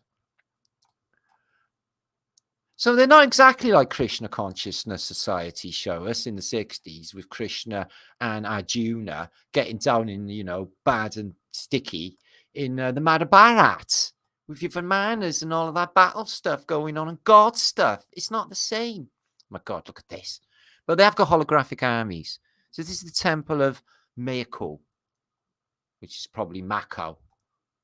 So she looks alive. They look like they could be just blokes. No, he's got furry paws. Janice, no more heads than that. Okay. Ooh, God, my poor Brian with this lot today. And Phoenician again, loads of breastplated stuff. He got loads and loads of arms. Maybe he's just moving that quick. That he's just made all of that fire in that city. Everyone's evacuated because otherworldly beings just turned up with super technology, frying our cities, doing this crazy stuff. Jesus Christ, this is all happening here. Look at this. Jeez. And yeah, Krishna turns up out of a fish, just like Jonah and the whale. Proper Phoenician. And he's turned up out of coracle shell, or this kid has. Jesus. I've not seen anything like that. She's got a scepter as well. Phoenicians in a different narrative for Japan. With the deities, the death cult, the mud, and them turning up out of the water. It's just mind-blowing one, this one. This is an amazing book. Can't believe I've never seen this one back in the day. But I've kept numbers for basically hundreds and hundreds of these. And I went through a few of them. And lo and behold... So that's very alchemical, isn't it? With a flower. What is it? Do not know. Set the bodies alight. Okay, that happens a lot in these. Setting people alight and chopping their heads off. And at the bequesteth of crazy cottages, which always suck in every regard. All of them, they gaslight you. They gaslight you. Jesus died for our sins. It's like, well, that's a bit conceited, isn't it? It's like, well, why are you putting all of that on me? That's like, no, it's not even that. He's like, rises up after 3 days. Oh, fucking gaslit as well. Make your mind up. It's like a whole lot of fuckery, guys. When you actually analyze it and break it down and look at it like rationally, it's all like psycho stuff. It's like, I can see what kind of people would get their teeth into stuff like that, though. So, fisticuffs. And a bit of equestrian stuff. And people stuff. Okay, that's enough weirdness. That's in the descriptions box if you want to see all of the loads of the rest, which there is. Hippodrome. Get off page. It's linked below. Right. So another city that got completely wiped off the face of the earth, or a lot of it, apart from Vancouver, San Francisco, and Chicago, and New York, and all the rest, really, is Portland, Maine. Now, apparently, 1,500 buildings get incinerated, and 10,000 people are made homeless in the year of 1866. And the city looks like it's a really big city for 1866, guys. And again, just like you've seen in Hiroshima, there's trees and everything's fallen in its footprint. And it's utter devastation. Roads clear, though. Roads are always clear. Trees are always there. Because trees don't burn in a firestorm. That happens because Mrs. Myrtle's cow hit over a oily lamp, which is the story for most of these American fires. But the other Portland as well went up in flames. Portland in Oregon, on the other coast. Putting up a little stall. But yeah, streets clear, unbelievable, unimaginable devastation on a vast scale. Tiny little bricklets. Looks like the Luftwaffe has just dropped a fuck ton of bombs on an American city. But what's all that? Well, they're churches, are they? In Portland, Maine. And Maine's like nice, isn't it? It's like New England here. It's all posh, isn't it? Well, in my head it is. New England's all like Stephen King world, isn't it? It's all like Amityville, or that place where Jaws happened. It's all like that. Nice, isn't it? I might be wrong. Might be shit. I don't know. But I think it is. So yeah, all gutted, gone. Set up a little refugee camp, as far as the eye can see. Except for the infrastructure or the walls of these buildings. Everything is gone. But the trees, they're all right. They're there. They don't burn. So what am I suggesting? I'm suggesting that this pile of ash is a building. And this once was bricks and mortar. And for some reason, now it's a pile of dust. How could that happen, Martin? Well, it could be some sort of energy weapon, particle weapon, or a Fash's type of electromagnetic weapon turns matter into dust, which I've explained many, many times. Trees are all super fantastic, great. Portland is in a hell of a state, though. No people, because something really bad happened, guys, and everybody got killed. And recently, mud flood cellars. Mud flood door. This is the beauty of these photographs. They always show mud flood. So it was mud flooded even then, because when mud flooded over and over again, civilization is reset over and over again. Streets are clear because you know why? They got the bulldozers in the day after the event. Did they, Matt? No, you don't. I haven't been invented yet. Clothing and hats and caps. The size of these buildings. Beautiful red brickers. All gone. The size of that one. But the trees are super fantastic, but not the building because, I wonder how the fire actually got there. I know. A cinder, it fell and landed on the roof and the entire building burnt down. And looked like that. It turned into tiny little bricks because of the squillion degrees. See, mud flood cellars, lower levels, and it's like older stone there as well. But yeah, everything in that picture has been incinerated by an anomalous firestorm in Portland, Maine in 1866, but the trees don't get affected because that makes perfect sense, doesn't it? Streets clear, trees are fine, everything's fallen in its footprint, except for the more sturdy of the infrastructure, namely the same as we see in most photographs, chimney stacks and towers, because of the way they're built. The weight is done this way, isn't it? The building would have collapsed in on itself. The stack has got a little bit more support. So a lot more stacks, especially in American Civil War photographs, stay. It's just like mud, except melted road there.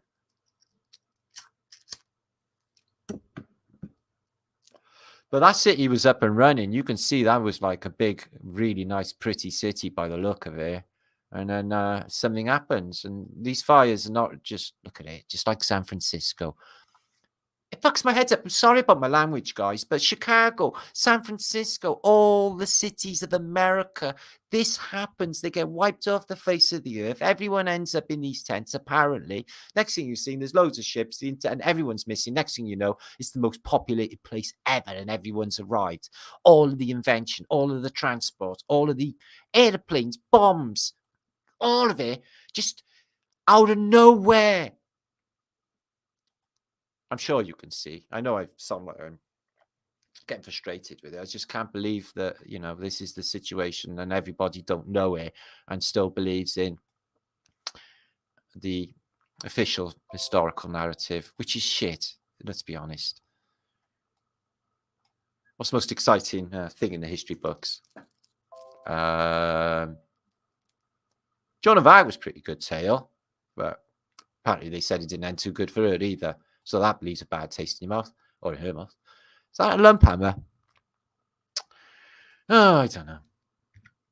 So that's another city completely destroyed. Now, my mother always said to me, "Oh, you're psychic if you can see things in the clouds." I said, "Well, I can always see faces in the clouds, so I'm definitely psychic." This artist, whose name I can't remember, but it's Philip something, he's done a thing called fire art. And what he does is he catches fire in an instant where he thinks he's seen something, like a woman's frame, maybe, or a leg. Now, open to interpretation, look into these fiery art pictures, and each person, like one of those psychoanalyzation butterfly pictures. Oh, I see dead squids. Dead squids, Martin. You actually feeling okay? And it's like a dot or something.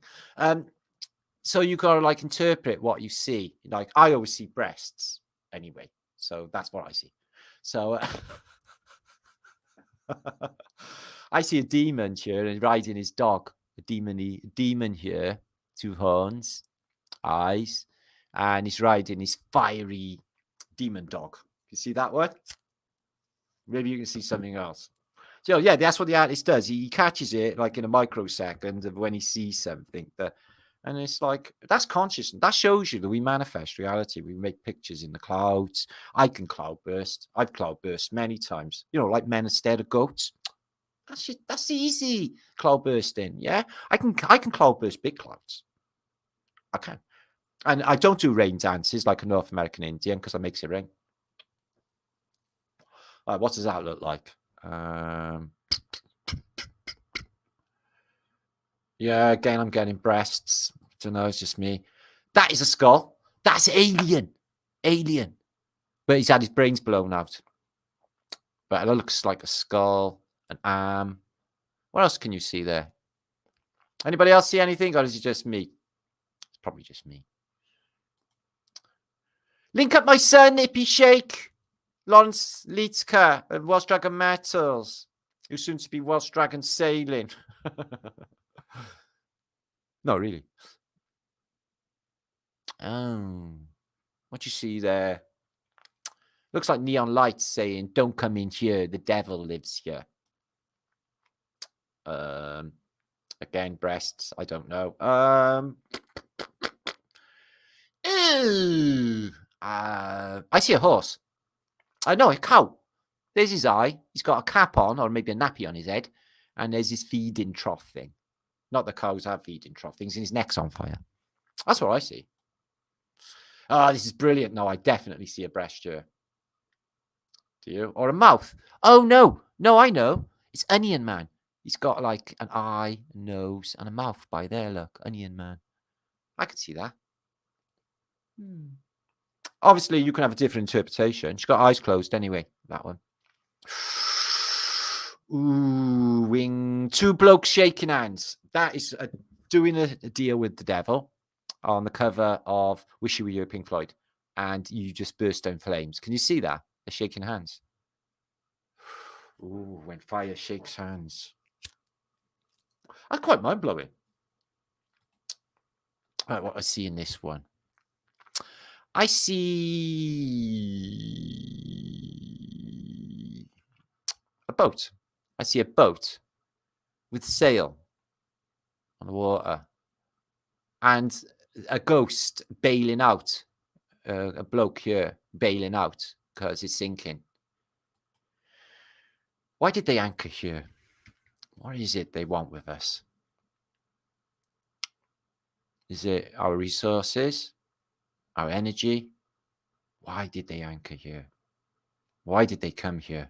Why didn't they leave us the fuck alone?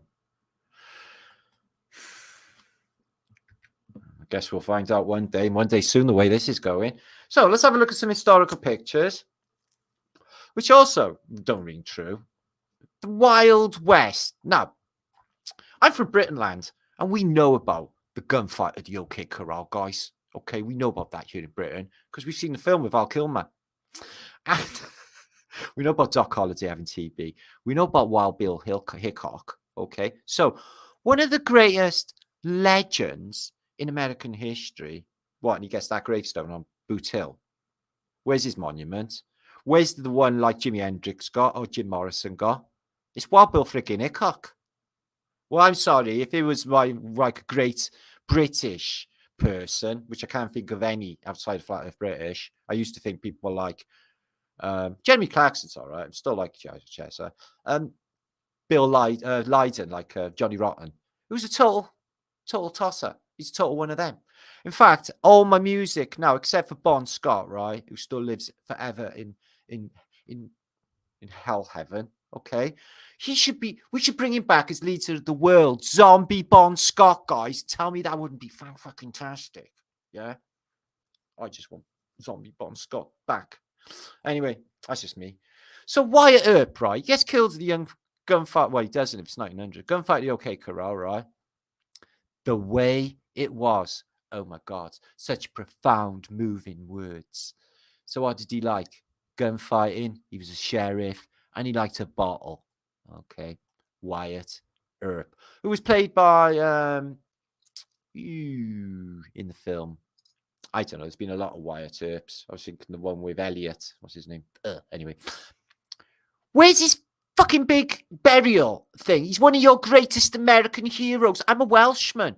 I'm expecting to see like a massive monument, like, you know, like Lincoln, Gay Lincoln got. Yeah, what? That's Wyatt Earp. I want better. Okay, sort it out, guys in America land. Can you go and get these and tat them up a bit, make them look like really brilliant? They're American heroes, apparently. So this is Vietnam, and it's you're on the side of a gun, okay, and you're shooting shit out of the window. Would that be good or would that be bad? Well, if you're killing people and villages and stuff, that would probably be bad, wouldn't it? But would it be fun to fire a sky gun? Fuck yeah, I got movie footage of it. It's brilliant. She blows up everything. It's absolutely fantastic. Clark Gable did that in World War II in a B-52, and there's film of it on YouTube. You end up dead if you're not good at this, by the way. Okay, I'm a brilliant shot. Yeah. Now, this is a really well-behaved dog. That dog's like, I want that cheeseburger so bad, but is he having it? No, because he knows he'd be naughty dog. But let me tell you guys, that's a well-behaved dog. Look at his eyes. He wants that burger so bad. You'll have a bad belly, mate. It's shit. It's contaminated food. It's burgers. So that's a Model T Ford, another one. Okay. And it is in the mud in a world that is really, really defined by muddy streets when the Model T Ford arrives. And as you can see, if it rains in some towns, your car's not going to go anywhere. Yeah. In a 5-year flat from like literally being like arriving out of nowhere. And they're everywhere on the streets of some cities, actually, before they've actually been invented, which is weird. Maybe not. This is Seattle. I think they definitely had a mud flood here. They're saying that they rose the city, but I don't know, because there's a door there. And, you know, they got the walks and all of this. What's this debris? It's all cans and stuff in it. Look. See? I think that is like evidence of a recent mud flood. I don't think they were actually raising the city like they said, because it looks too much like a mud flood. So, like I said, they had a lot of electric cars. Can't see any on film, but late 1800s, they had electric cars. Post office were using them in the 20s. This is Richmond, Virginia, I mentioned earlier. It looks pretty much the same. They say Cannonballs did this, but can you imagine the size of that building? It had 2 giant staircases leading up. But it's no longer exists because little Cannonballs took it out. I posted that. I can't verify it again because it's from the mainstream, but they say this is a Peruvian girl who was sacrificed, I would say, by poison, and she was in the high Atacama, what have you, and she's just perfectly preserved. 15-year-old girl sacrificed. Now, why would they, if they do, which I think they do, because they could do all that evil shit with like trafficking and shit, do they sacrifice people to the gods? It's because of an energy thing, isn't it? It's because it's so horrendous, and that energy change and that snap between dimensions when the soul leaves a body into another dimension, that it gets their fucking attention. And that's what they're doing. When you're transgender and you think you're pregnant, really you're having a poo baby. A little poo, like Mr. Hanky, little poo baby. You can't have a baby. I was on a bus the other day, and I really need to get with these times. I'm not really old-fashioned. You know, I'm the old-fashioned type of guy. I like my women without willies. There was a young boy on there with his mother, and he had like a pretty pair of pink glasses and a lovely little mini dress on. This boy. In my day and age, there would have been great violence and probably death for such a thing on a bus in my day and age. But I think times have changed and they're nowhere near as violent as they used to be. Cheese puffs contain crickets. Now, we know this because basically cheese puffs are made of crickets. We get crickets in iron brew, insects in everything, really. But they warn you to eat bugs, drink piss, shut the fuck up, and do as we're told. So, the Gorgon in this sculpture, which I haven't come across before, has wings.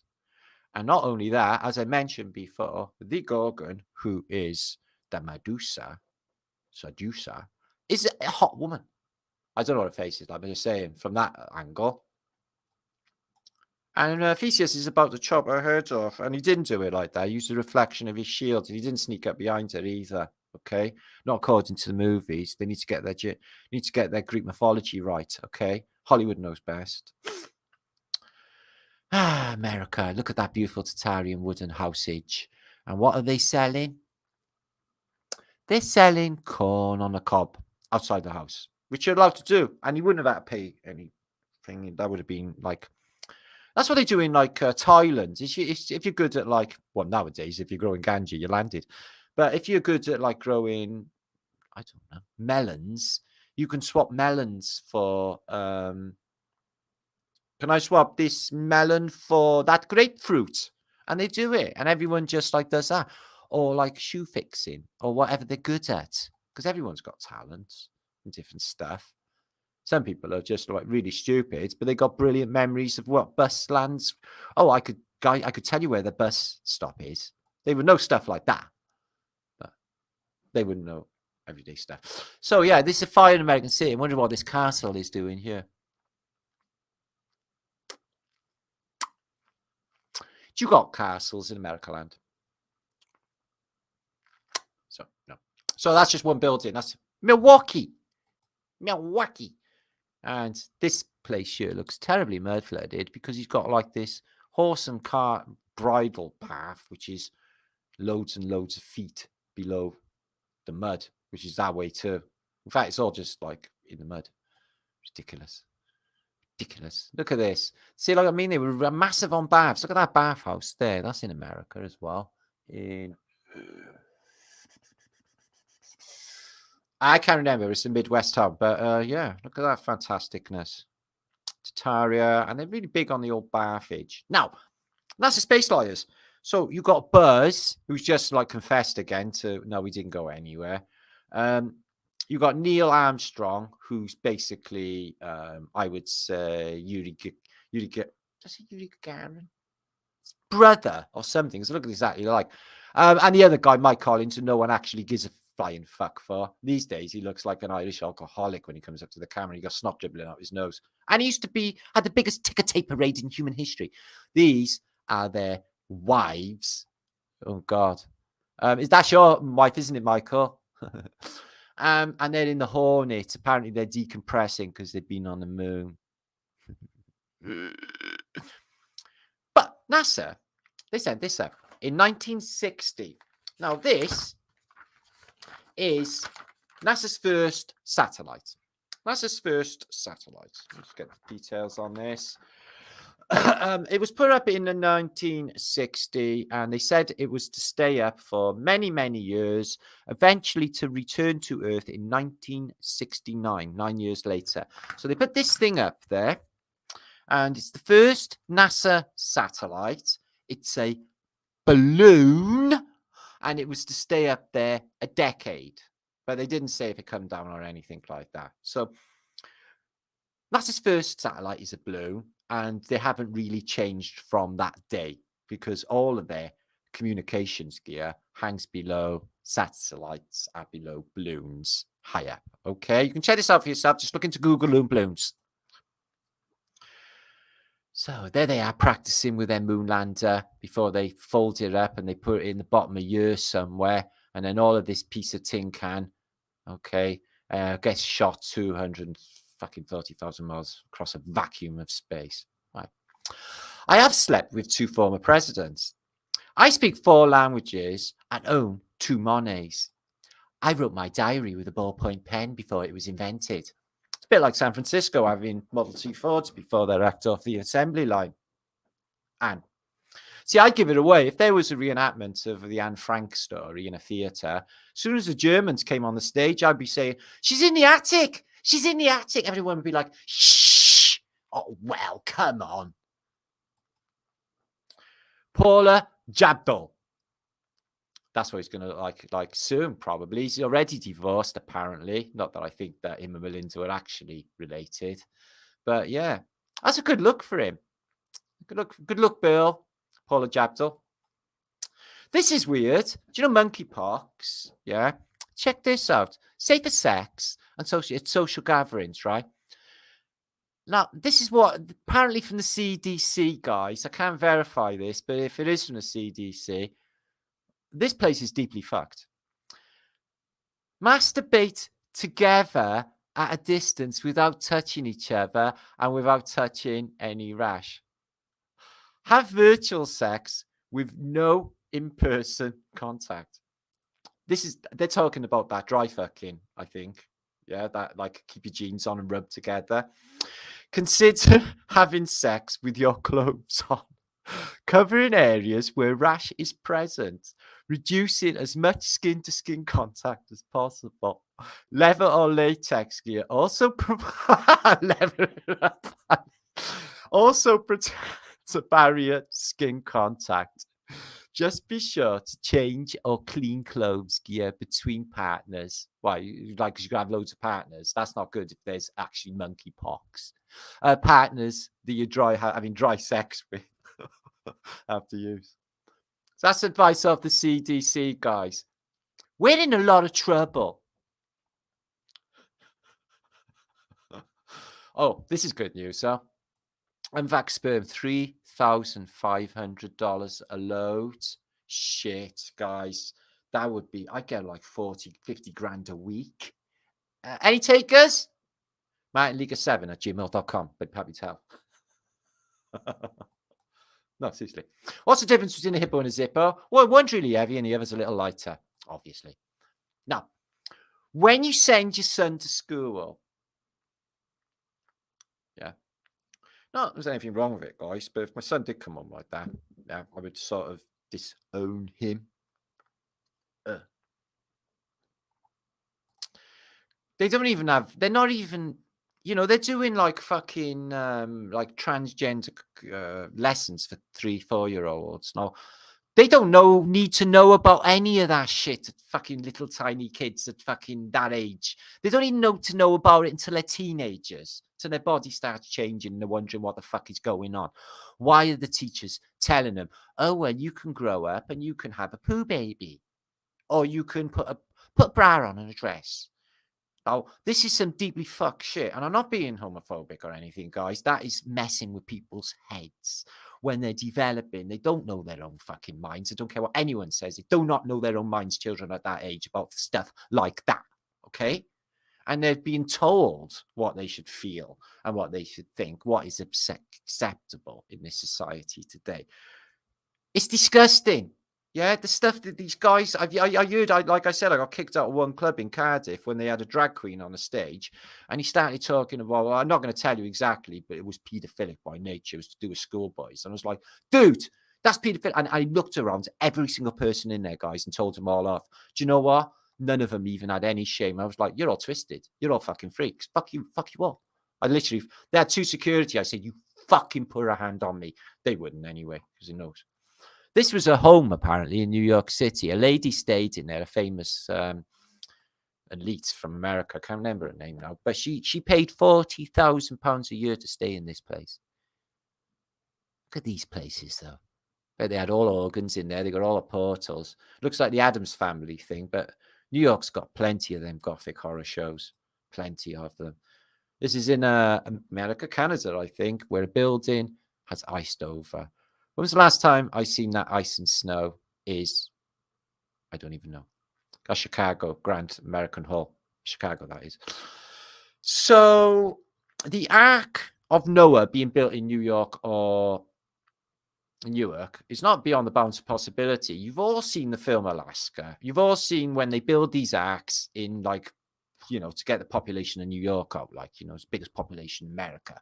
And they got like arks in these places, yeah, they built for when the water came. Now that's not like, that rings true to me, that the Ark of Noah could be built there. See, in my head, only me though, I do think it's going to rain a lot. Okay, and you know, I'm not tripping or anything, thinking like, oh, I'm the second Noah, and there's going to be a big flood, and I'm trying to help you all because I've been banging on about it for years. The case at all. But I do feel that they predictably programming humanity into consciously the way consciousness works and manifestation to making that happen, because they won't shut up about it. It's on the front page of the papers today. Hard rain's going to fall. So that was a good shot into a British Lee Enfield bullet clip. Hugs, not drugs. Just kidding. I mean drugs. Both, dude. Both, but yeah. We get you. So, yeah, would you bury your pug on the beach up to its neck?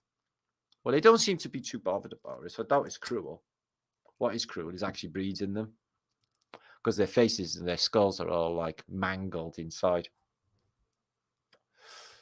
So, 725 of you watching in the Flat Earth British think tank chat, and there's a few of you also in the Tartarian channel. And if you're watching and you've linked up through Facebook, make sure to share this out, please. Share. Like it if you did. I'm sure you like some aspects of it. It's a little click. It doesn't even matter. And even if you don't subscribe to any channels, subscribe to this one, because I tell you what, I'm going to splatter your head for the rest of the year. We got some stuff coming you're not going to believe. Oh, koalas travel first class. What you drink? Oh, Sheila, I think mine's Castle Wine 4X. I think I'll go. So I don't know if koalas actually talk with an Australian accent, but they are one of my favorite animals. Actually, I like all animals, but koalas are particularly my favorite. And I guess serve frick yeah, love. Freaking make sure that koala's got everything it needs. Red squirrels, American squirrels, and they invaded Britain and it copulated with our grey squirrels. Now we got grey and red squirrels everywhere. And they got different temperaments, but they're little baby squirrels. They'll hug your feet. Cute.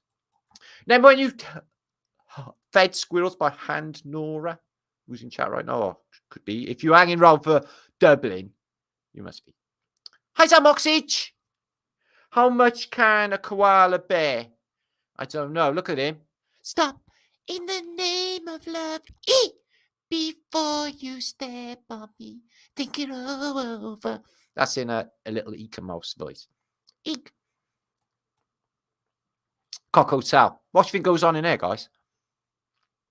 See, if someone says, if I go on a taxi and say, where you going, me? Cock Hotel. Oh, fucking hell. And you see him shuffle over in the chair. So it's a mud flood American city of I was going to say Hardwick. It's hard something. But look at that mud come down and it just popped the old city in there or town. It is a Wild West affair. They got a lot of wood just come in. They'll have Wyatt Earp come and he'll have a gunfight at the OK Corral and then bury him in a shitty grave. Oh, peep shows were massive in America. This girl doesn't look impressed. This boy, he's impressed. She's thinking he really likes this. You're damn right he likes it, love. So what we got? Nude ladies as targets. Adults only. Greater striptease. Nothing like to protect their naked bodies. America is just like the French, soft frilly knickers. They does a lot of that peep showing stuff. I think prostitution's legal in a lot of American states. I think it's legal in Nevada, isn't it? Do you know this woman? She's in the window at Carnaby Street.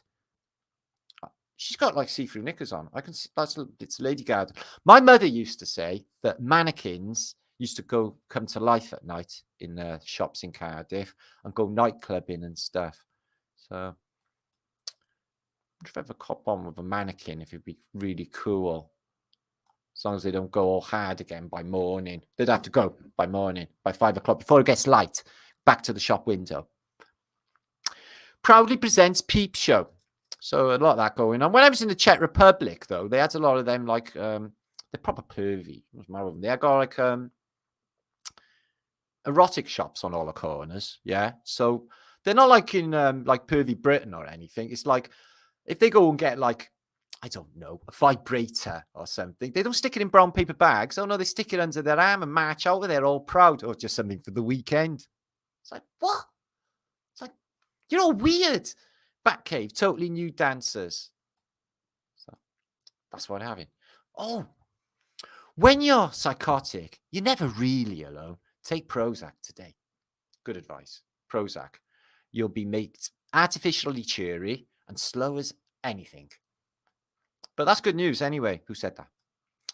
So 1995, Bristol. A beautiful trams. 1895 in Bristol land. Lovely colour shot there. Lovely trams. And there it is, 2020. Same place in Bristol land.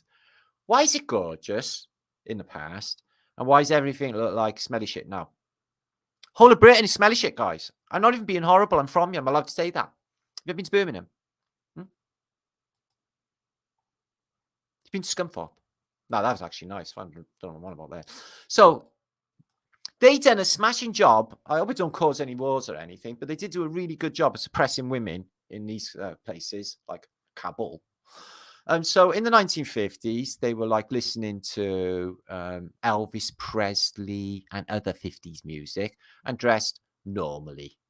And in the 1972s, swing, they look like other hippie students in America era. No strangeness going on.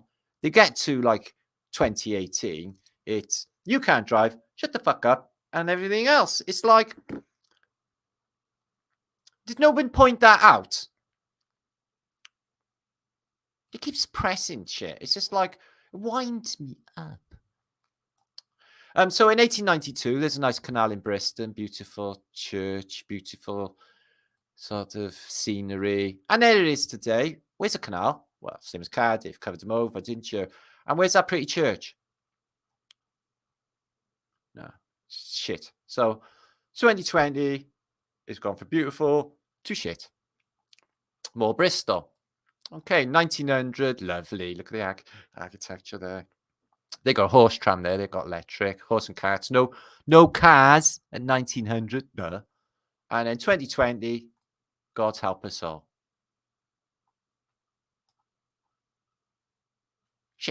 Shitsville on toast with bells on. So this church had all of these lovely buildings on the corner, all of these buildings there in the past. Where they gone? We knocked them all down and stuck a stupid park there now. But none, gone. Nothing there. Knocked it all down.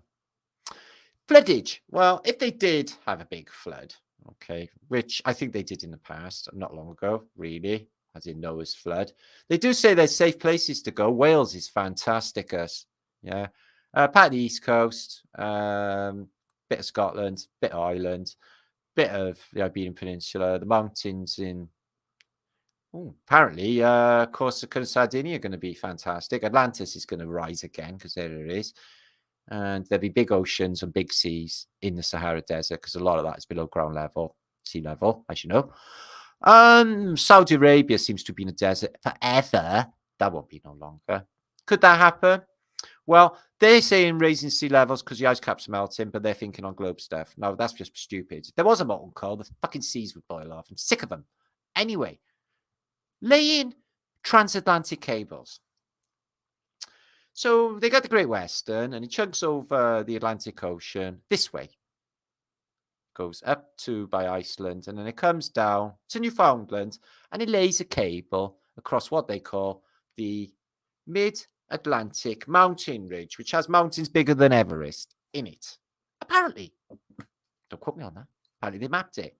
How do you lay a cable over a mountain range? So you just roll it off the back of a ship and then it just lays down on top of all of these, which are going to be huge valleys the size of states and mountains. And it just like rests on tops of mountains, this cable, and nothing bad happens. And then it just goes to the other side, this cable, on top of this mountain range, and then all the way to St. John's. Is it? See, that's not working in my Brian either. To lay a cable on top of a mountain range, just flop it on there. And that would be broken or something would happen, wouldn't it? So I think the cables are all World Tech and they were there before. Hit the floor, Mexican. So that is in apparently the Aztec world. And more fiery eyeballs with what looks like insectoid people inside. Spaceman. So this was in the Egyptian Gazette, apparently. I don't know whether you've seen this. Got the horror side. Mystery object uncovered in Giza. Gateway to the gods. And there's photographs you can find online of this as well, guys. It was half buried in the ground. And they don't know what it is, but it definitely does look like some sort of portal. And we've all seen Stargate, haven't we? When they go through Stargate, they go to like an Egyptian world, don't they? Or like Egyptian tech and stuff.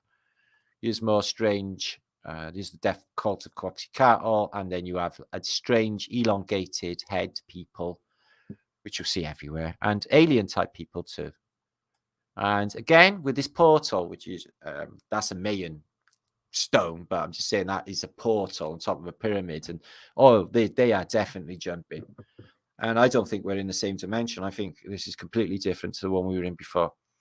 Like I said, since when did Madonna was always cool and skinny and vaguely sexy and smart. She was really fucking smart.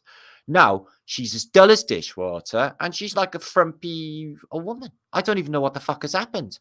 Since lockdown? Madonna always comes back out super fantastic. But this time, and everyone's like ignoring it. She looks like that Corden guy. I don't even know what's happened. It fucks my head up, guys. See this in India? You may have seen this before. It looks like a dead whale. And they've put a temple into it, like a solidified dead whale. It does look like an animal. Doesn't it? A big animal. Or maybe a sub, like Wiser once said. Submarine. Not with this, with another antiquity, but strange old thing. So is he actually this guy levitating? Or is he sitting on these posts? Well, he's got one there, and he's just between them. And he's sort of, how do you get up there in the first place? And that's not comfortable. And I tell you what, it isn't. It's not proper levitating either. But they do fantastic things. And I bet he could. I bet he floats off later on when they're not taking photos. So San Francisco, again, Market Street, 1907. They dug the road down, and there was a railway line down there. And it's being used. And then they got this up here. And all of them buildings were demolished in the earthquake. They're just coming back. Look. Coney Island Park. Look now. Coney Island. Is that New York? So this showed up. Everyone went moon straight away. Well, fuck me in my mouth. It is a really nice map. And it's really nice projected. And it's got the lands in the middle. And they're squashed up America, I guess. And all of these other lands outside. Apparently, it's on the UN wall. but I can't verify that. I wish somebody could show me it hanging up in the actual UN instead of me being suspicious. This is some sort of plant to put in there to persuade people that the moon is a physical object and reflected its crater thing, which is instinctively, I just think no. NASA to roll out first Artemis moon rocket Tuesday night for August 29th launch. So they say that this has got 322 looking down at the 322-foot tall Artemis. So they got 322 foot tall, probably 33 foot wide. And apparently it's going to go to the moon. So that'll be another load of CGI, like the James Webb Telescope. So, fuel in planes. Okay, well, this is a really interesting picture that I found. Whoever picked this up wasn't thinking about fuel hoax. And he's showing like static wick and the things like track fairing on an airplane. This is inside the airplane's wing, and what you get is avionics and nowhere to put the fuel. Where are they putting the fuel in the wings? Again, can somebody explain?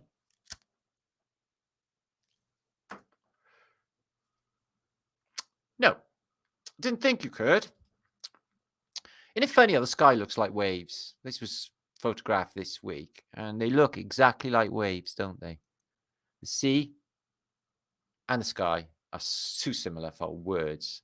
So this was posted by young Andreas or Nicholas. I don't know him. I thought it was Andre Xerxes for there.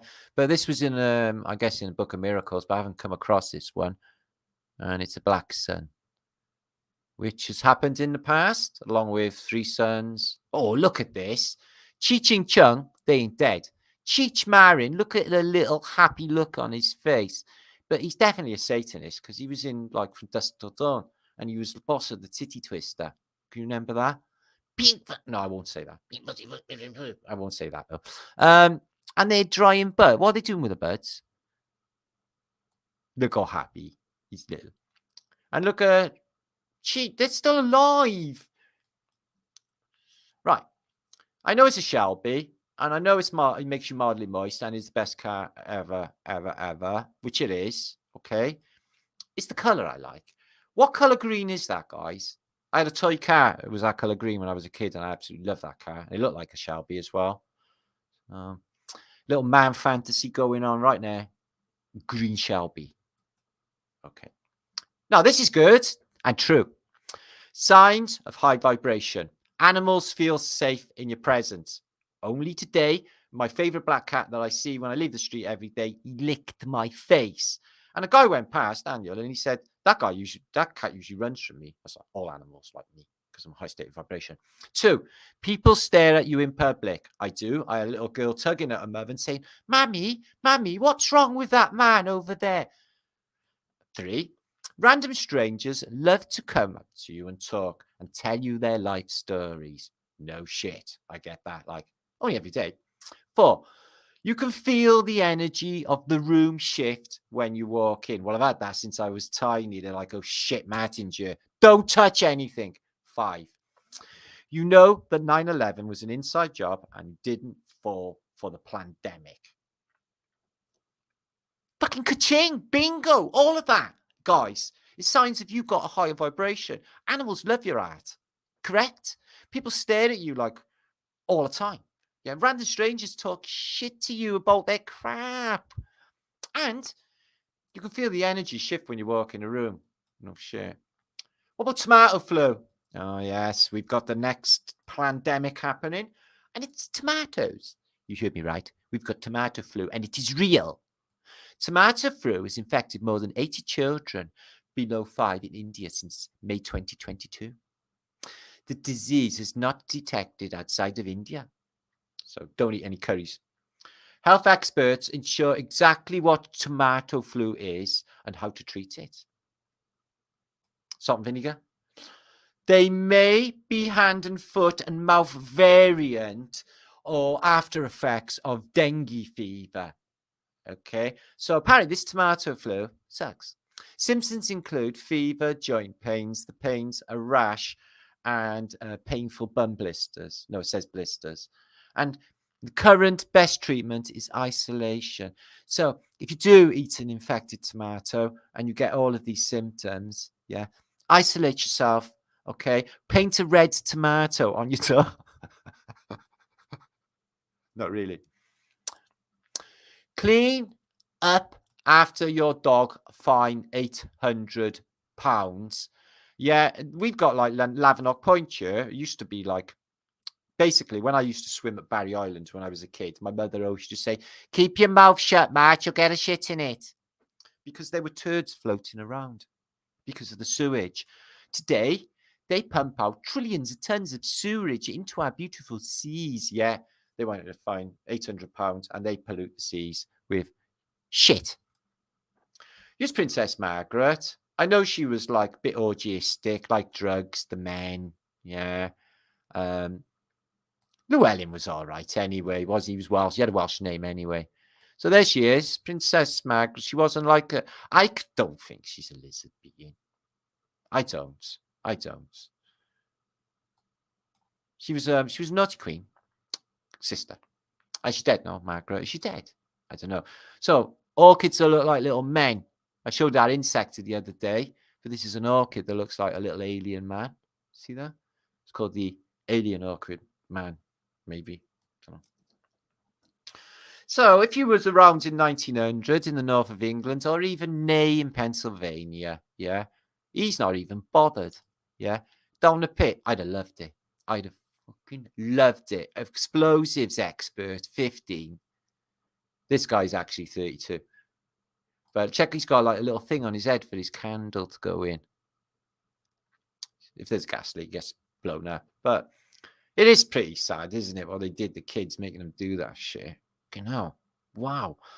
Charlie Johnson used to live out my street when I was a kid. He was a black dude, and there's not many black dudes in the Welsh mines back then. I can guarantee you that. He was down there at 13 years of age, and he was out there when he was like, what, pensioner? Look at this in here, guys. Now that's a tree house. As long as don't get struck by lightning when you're in it. It's got a little window. I went into a real one of them when I was a kid. Door in a, it was a spiral staircase went down into another world. But that's another story for another day. Ladybird book of how to swim and avoid sewerage. Like I explained, Barry Island. If you did swim with your mouth open, there's high likelihood you could grab a shit or get one in your mouth. So it's cleaned up a lot in this day and age. Look at this. Look at this. I'm moving to fucking Bolivia. In Bolivia, there are 1,508 varieties of potato. Guys, I love potatoes in every shape and form. Mash it, chip it, crisp it. What does that potato do? What does that one taste like? What is that one? What's that one? What's that one? What's that one? I want to try all them potatoes. And do you know what I've had? Yeah, I've had new or old in my life. Oh, maybe sweet potato as well. But wow, guys, purple potato. Is that a thing, Dragon Sage? I've never even seen one. See, I feel robbed now. I'd love to just live on them potatoes. Right, hands up. Flat Earth British think tank, 700 odds of you watching. Who remembers the Hair Bear Bunch? Help! It's the Hair Bear Bunch. In the Wonderland Zoo, we do the things that we do. Hey, we never quarrel or fight. We don't even fight. It's the Hair Bear Bunch. Who can remember the name of the guard in the Hair Bear Bunch? Can you remember the warden's name? If you do, send a postcard to Flat Earth British, P.O. Box, Flat Earth British. I used to love Hair Bear Bunch. I used to look forward to it. Look at this picture of old antiquity. There's no world looking like that, guys. All these landing platforms up there for the balloons. There. All on higher places. And all of this tech. This is America. Chicago, I think. It's fucking beautiful. Look at that, the size of them, though. All of that was built, right? And all horse and cat brought all that materials. And the glass and all of this. Horse and cat did that in the mud. Oh, there's the Faceless Knight we've been on about for like the last 5 years on Flat Earth British. He's the cover of my first book, The Holy Grail of Our Flat Earth. That's not really muscles that you would expect, although I've got ones like that. A Faceless Knight has got a worm inside. I think it's a zombie worm. Did you know there was a worm lived at the bottom of the ocean that actually ate whale bones? Yeah, it's called a zombie worm. It eats skeletons. It's a sea snake. It's a sea worm. And I think that is maybe an aquatic worm. Phoenician aquatic worm with intelligence. This is weird, right? This is a Renaissance picture. I don't really know how to speak Spanish. Now, it is rude a bit, obviously, but blowing bubbles in the bath. Nobody's ever done that, have they? So I know it's rude and you can see the girl's bum hole. That is wrong. But she's farting bubbles with bad fart smell. So if you burst a bubble, it's going to stink of a fart. That is proper rude. I know. But you can like fart in the bath and make a little bubble. And if you light it with a match, you can make little hydrogen bomb, nuclear bomb explosions. Have you ever done that? No, I haven't. I was just saying I know somebody who has. I'm not saying I have. Look at that old house there, guys. Imagine living there. I love it. I want it. I'd live there. It's proper James Bond Spectre criminal. I wouldn't want to be James Bond. I'd want to be the super criminal. It's much better, much more fun. Not Joker, though. More Spectre. So what happened to all the old Model T Fords, all these old later Fords? Because these are the 1930s. They ended up in Dick's auto wrecking. So Dick or auto wreck you. Metal. So that's where they all ended up. Imagine how many cars have actually been produced in reality, guys. Imagine how many billions. Where are they now? Oh, they're gone.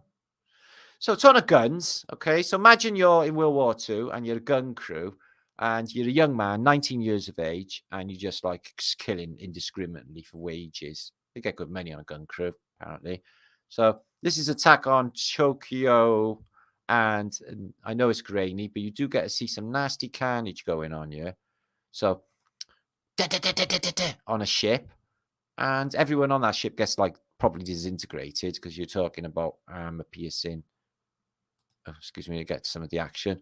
So yeah, gun crews. Savage. So yeah, what kind of damage can one young man lay down with a gun on a B-52 bomber? A lot, a fuckload. He can destroy a town. He can take out a load of ships. Look at all of that flak. It's not actually showing much there. Let me move it on. So there we are, land. So you can see the spits. That's coming off his gun. And there's a gun on the back as well. And it's really grainy, but it is from World War II. So there's loads of these gun footages films, but I was showing this because basically I won't get copyrighted for it. But you want to see when they hit a ship or another plane, they just disappear. It's just craziness of World War II. Looks, top fun, but there's like people dying and stuff, isn't there? It's just really weird. So Dublin looks like it's got hit by like a nuclear war as well. This is 1915, the Easter Rebellion. So what's happened is the British Army have like, you're not going to play, are you? And they were like, go and get fucked in an Irish accent. And they brought in the army with Mark I tanks because obviously the war's raging in France. First World War's on. They had electric trams. Anybody from Ireland here, Dublin land? So that building's completely gone. Howitzered. It's mad that monument, isn't it, in Dublin? So they got the overhead cables and stuff. A bit ugly, but it carries electrical charge. They've been there since before the cars. So they brought in tanks and these things. I'm not actually sure what they are, but they were the British Tommies. And then it ends up looking like Hiroshima after a while. There they are, the British Tommies, trying to put down the rebellion. Everyone's mucking in, all the wives getting all the guns and the petrol bombs together. Go on, kids, grab a bat. Hit a Brit, is what they were doing in an Irish accent. And they was inside the post office. They made barricades. But one room would burn and they'd run to the next and the next. But it was a massive Greco-Romano building, which gave them some relative safety from a bombardment. Sinn Féin Rebellion, 1916. First World War's raging. Smoking ruins of the side of the Liffey. So the River Liffey. and this building has disappeared. The size of this masonry, though. Really, really big masonry in the city. But again, demolished. So they're moving Queen Victoria, because I'm guessing that they're not really a fan, outside the Rotunda, which is a theatre, isn't it? Because I'm guessing that, like, the Irish ain't big fans. Look how many tanks they brought in. Jesus. I know the Irish was just like flobbing on them and stuff. Oh, there you are.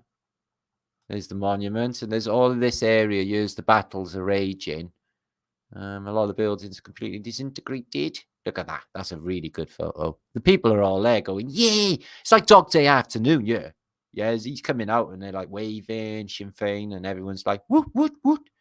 And then Tommy shoot at him and then he just goes back in again.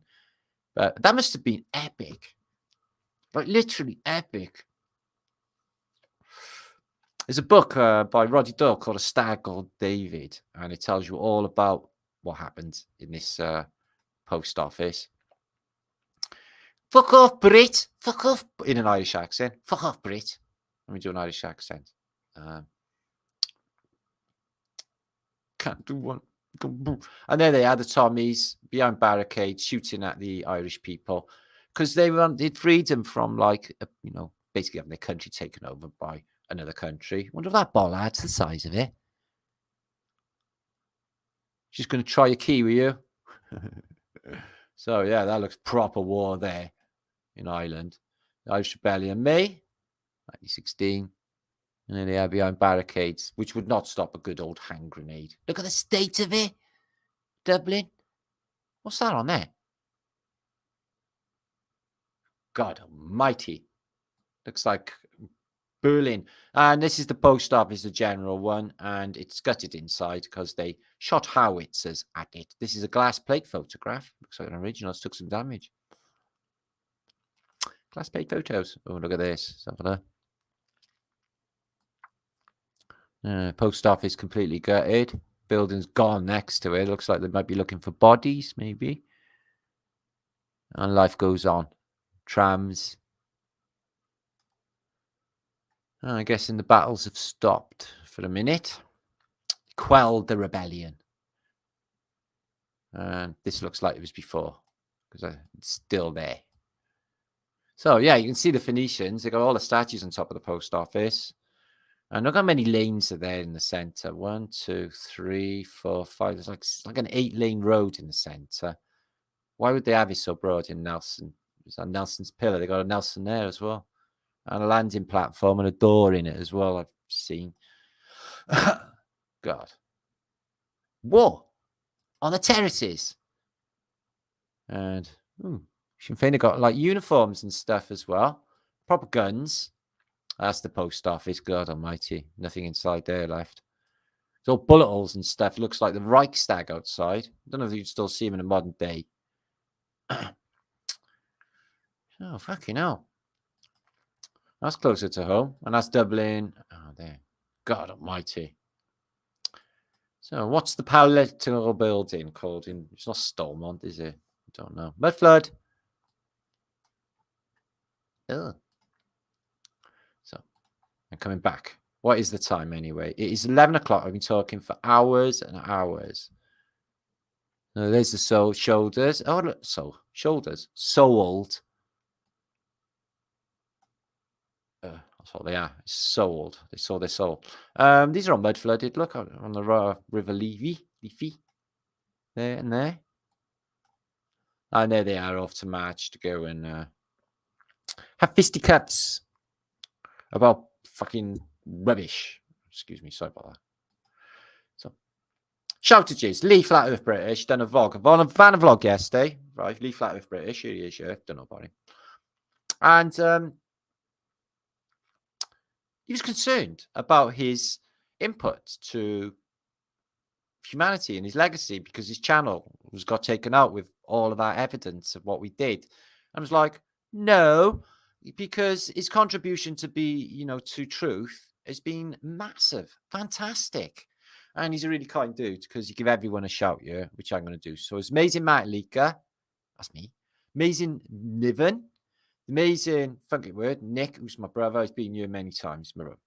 Amazing Captain Kirkich. The amazing burn fat till my stomach is flat. The amazing Super Clever Turk. The amazing James Brockhurst. The amazing Wise Up. The amazing UN Common Sense Australia. The amazing John Levy off topic. The John Levy amazing on topic. My son, Welsh Dragon Metals. Make sure to give him a sub. The amazing Black Sheep, who is Flock TV now. Amazing Stavilia Olheen. Amazing Niven again. Amazing Polka. Amazing Rudy. And Images. So he done that. He give everyone big shoutages. So how many channels do that? I tell you how many. Fucking none. It's kind. That's good. I like that. I dig that. And yeah, sub to all of them groovy people. That was really nice. I'm coming back. Cool. That was good. That was fun. So, oh no! Could somebody do the honours in my chat feed, please? I've got them bloody dating things again. Oh, they rile me. Nikki Games, very cool anime. Fuck off. Sorry for my language. It's just fucking.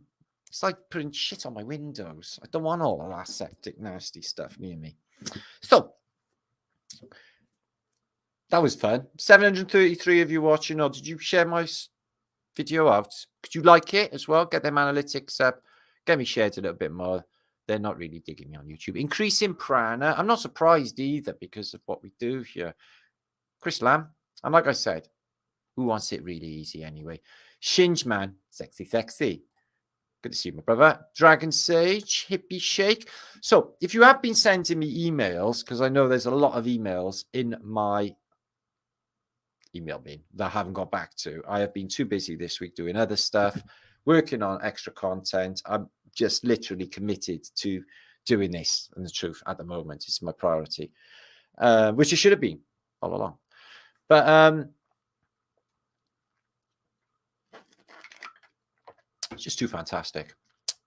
Not too. Zamoxage. Good to see you, my brother. Much love to you, Mazal. Drexlev, Ian still in the house. I don't know. Ian, you still here? Alva Billy, who's talking to Alex, who's pushing Castle. Keen Schnugel, Googleson, the Viking. Hit some like buttons, guys, for my efforts for tonight. That would be nice.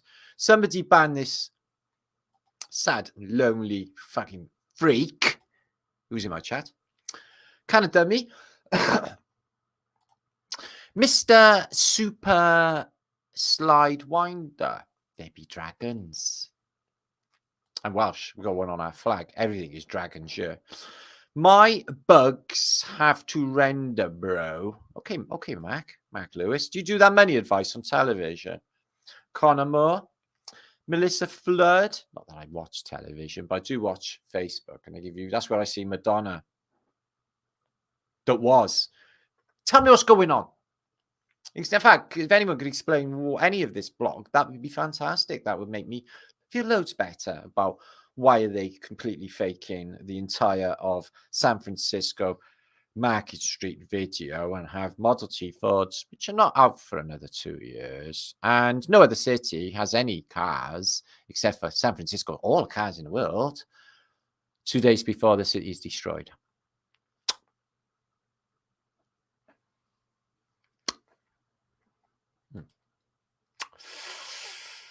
Dear, oh dear, oh dear. Dear, oh dear, oh dear, oh dear. If you are a detective, you can clearly see that there is something really, really big going on that we've caught on to. Jungle Juice, good to see you. Bugs don't eat, they render. Don't know what that means. Mac, good to see you. Increasing. Cheech Martin. Oh, Cheech, good to see you. He's really good, but the father of electricity. Melissa, good to see you. My name is Johnny Depp, bringing on the adrenochrome. Ha ha ha, very funny. Brilliant. Says Vibes, thank you so much. Bye, bitch.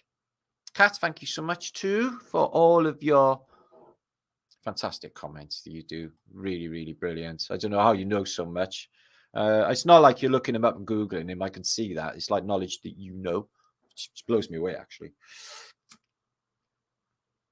But it's an education, and I'm really grateful because I learn a lot from you. I learn a lot from all of you, actually. I learn every day. I don't claim to know anything about this place. It does feel like it's a dream, some sort of illusion that I can, in my personal experience, interact with, and it's malleable. We are God. We create reality. They've hijacked consciousness, and they make us do their stupid shit by social engineering and programming. Simple as that. Esley, Armageddon, yo, getting it. Yes, I'm getting it. Def Leppard is a band I have never, ever liked. Ever. I thought it was like a piss take of like Led Zeppelin, which it is. Metropole, good to see you, my friend. What are you saying? Oh my God, the true gypsy of this world were our home. I'm sort of feel I'm a bit of a gypsy myself. Moving on. I used to go to my friend's house when I was a kid, call for him for school, knock the window for Jono, and his mother used to answer the door. And so, Jono, it's that gypsy boy again. You're not going with him. I'm not a fucking gypsy. All right, scruffy hair and was a bit like this. Alva Billy, I cope anyway. I don't care what people say about me. Jungle Juice, I have it all every day. Aaron Blood, water of a duck's back to a truther. Delete, eat too many children. Baby Q. Chitty Chitty Bang Bang tells you all about it. Sweetie Collector, isn't it? There's loads of these fucking weird films. What's that one now? Where it's sort of based on adrenochrome. It's like The Shining 2. Doctor Sleep. Killing children on it. And it's like, first 10 minutes, I'm like, fuck, are they going to actually go through with all of this in the movie and actually show you all of this? And they do. Although they're not like extracting adrenochrome. It's like the life force and energy, and it makes them last hundreds and hundreds of years. It's like their clues, like Hollywood is just telling everybody, spilling it out now. It's like everyone knows, like that, you know, they're fucking dodgy as fuck. No one trusts them anymore. You know, Kevin Spacey, I can't see him having any more movies. Since just that film, K-Pax or whatever he was when he was a serial killer, he was playing himself. Pushkin Castle, or any of them. I can't believe any of them are still making films, especially that fucking Tom Hanks. Cruising, as you can see. Hank, my brother, and Boris are in love. They're in love. They're really, really close. They blow kisses at one another and stuff, which is really awkward and sort of wrong, really, because, well, Hank's dead. And Boris is former Prime Minister of the world, Boris Trumsky. So, Matt Connor, good to see you. Melissa, I'm going to dive off. Thank you so much, Jersey Bob. All you people have been really kind tonight. I really do appreciate that. Thank you so much. Don't make me cry. Oh, fucking hell. Yes, I'm the Most High. Yeah, this is what drives me and the truth. I can't believe that I let reality just fucking sidetrack me from this all the time. And I just fucking gone all the time. It happens all the time with me. But not now. I am so focused on the mission at hand. Did I miss the juice? I'm afraid you did. They've been lying about history, and I've got evidence that this is the case. Detective Martin Sherlock Holmes the shit out of it. And none of it makes any sense anyway. So if you want to explain it, great. Thanks. So debunk me, please. Jersey Bob, good to see you. U-boats discovered New Swabian land. Yes, they went down to Antarctica. But again, only words on the internet. No evidence of Schwabenland escapage to other lands by Adolf Hitler and gang. Or any of that stuff by Admiral Byrd of UFOs in the Middle Earth and all of it. It's just fucking fantastic. But it's like, it's just words on the internet, really. And that doesn't make it real, because the internet's not real. To be fucked. Well, I'll be fucked, I say to your Zalmaxi. Welcome to Irish now. Tyler Arnold, good to see you. And Alex, who's Pushkin Castle. Apple scrumping aloud. I don't know. My mate Nobby, we were apple scrumping on a bunk from school. And this twat farmer, who was the biggest bully ever, he had it later. He said, "You come and hit my apples again, and I'll shoot you." So we thought he was joking. Worst thing I ever seen. One of the worst. So me and my friend Nobby, right, go across the fields to go into the orchard, and just heard him. I looked around. The guy standing there with a double barrel shotgun, and he fucking fired salt granules at Nobby and hit him in the back. Oh my god, he was fucking screaming. That the bastard just fucking walked away like nothing had happened. Yeah, I warned you, bastard. Wait, well, when we grew up, things have changed. But yeah, what a bully to shoot a school kid in the back with salt and pepper in buckshot. And you should have seen State Nobby. All the peppercorns was all in his back. And I never got it. I missed me. Fucking missed me completely. Same as when I was in trying to get in that nightclub in Cali, and the guy went through the window like that with the PR spray, and I ducked like that, and the guy was behind me caught it full in the face. Fucking mustard gas. I was like, well, that was lucky. I did get a little bit down here and did fuck my out a bit. Should have seen him. He looked like tomato pox, tomato flu, just off blisters. Yeah, I was lucky there. So gotta learn to duck and quick, guys. Yeah, that's one of my good things about me is I have got really good reflexes. I'm super quick. Yeah, I'm like panther-like reflexes. I catch shit out of the air. No, I don't catch shit out of the air. I catch shit out of the air. Eagle. Made you look. I know that's childish. Don't worry. I do it all the time. I do it in public. I shout in like public streets, eagle, and everyone looks up. And I go, made you look. And they're like, you fucking child. It's like, no, not really. I heard into your love. So, Jungle Juice, good name that. What else we got? We got Maz, we got Canada. Me. If anyone's in chat now, there's 666 of you watching on both channels right now. Divine number. Michael Ormsby, what's happening, my brother? What's happening in the key? Say hi now in chat so we can all say hi to you. Have a communal night, which is not staticky in Wales land. And then I can get off and make something to drink. I see your Mudfloods. You are just Ray. If you don't know, sub to my friend Boston Ray Mudflood Adventures. Link him up, babes. That's too hippie shake. I seen your email. I've been busy with all stuff and I haven't answered any emails in days on end because I've been doing other stuff. Yes, you can come over on you when I arrange that, but at the moment I'm on this continuity brain splat that I'm not done with just yet, and then I'm going to have Bill is doing brilliant videos. You and Bill come over. We'll have a panel show thing. I'll arrange that for next week because I'm busy this week. Chow Fun, good to see you. Cam Mac, good to see you. Just joined. I'm going now, Cam Mac. You're going to start from the beginning, mate. Sorry about that.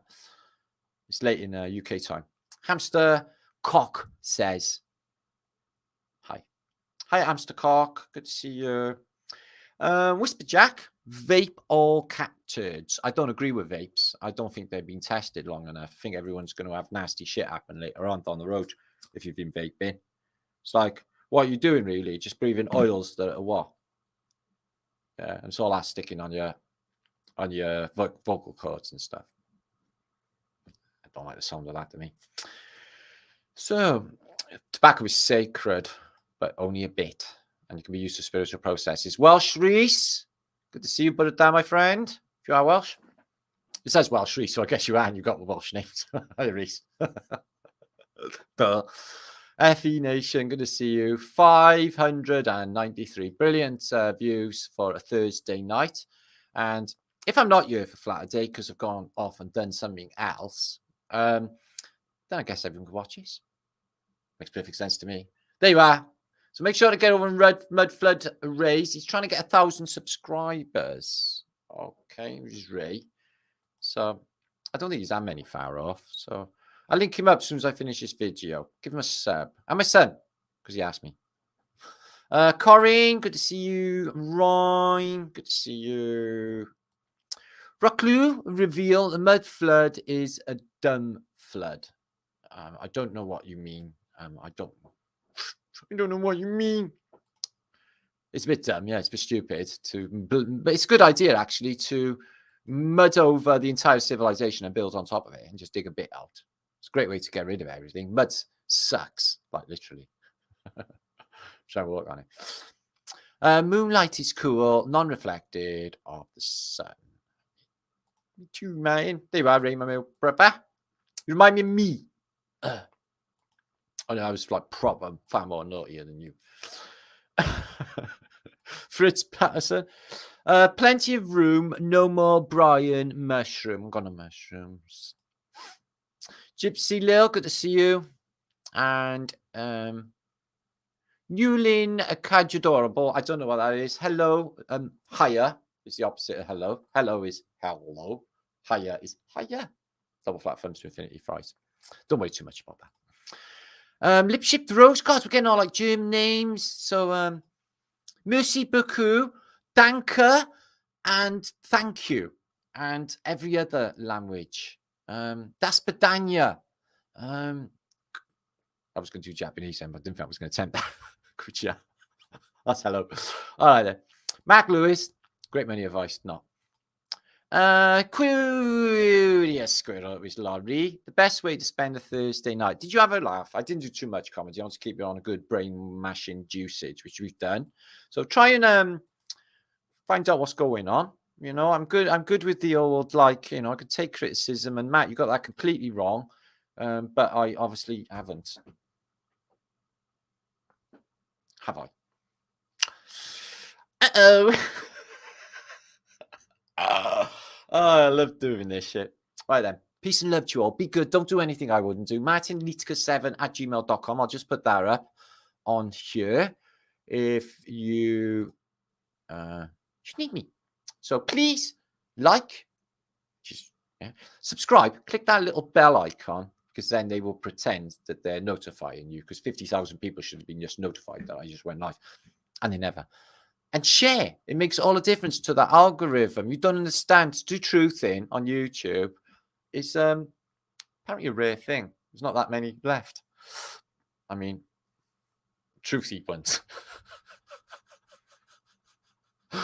D'Angelo, I don't even know what I'm on about. There you are, Hippie Shake. Bill Miller as well. Sub to Bill Miller. He's doing some fantastic videos. I love these videos. Guess a city. Brilliant idea. I wish I'd have thought of that, Bill. Clever got you. So we saw in old videos, you've got to guess which city. And I was like, Midwest City. Is it Milwaukee? Is it Cincinnati? Oh, it's a lake. Oh, I think it's in Illinois. And I was trying to think, like, I think the one was Cleveland. Am I right? Just guessing. Carla, I love. Good to see you. Oh, new sub for Ray. There you are. Andrea, who's my friend. Good to see you, lovely. Ciao.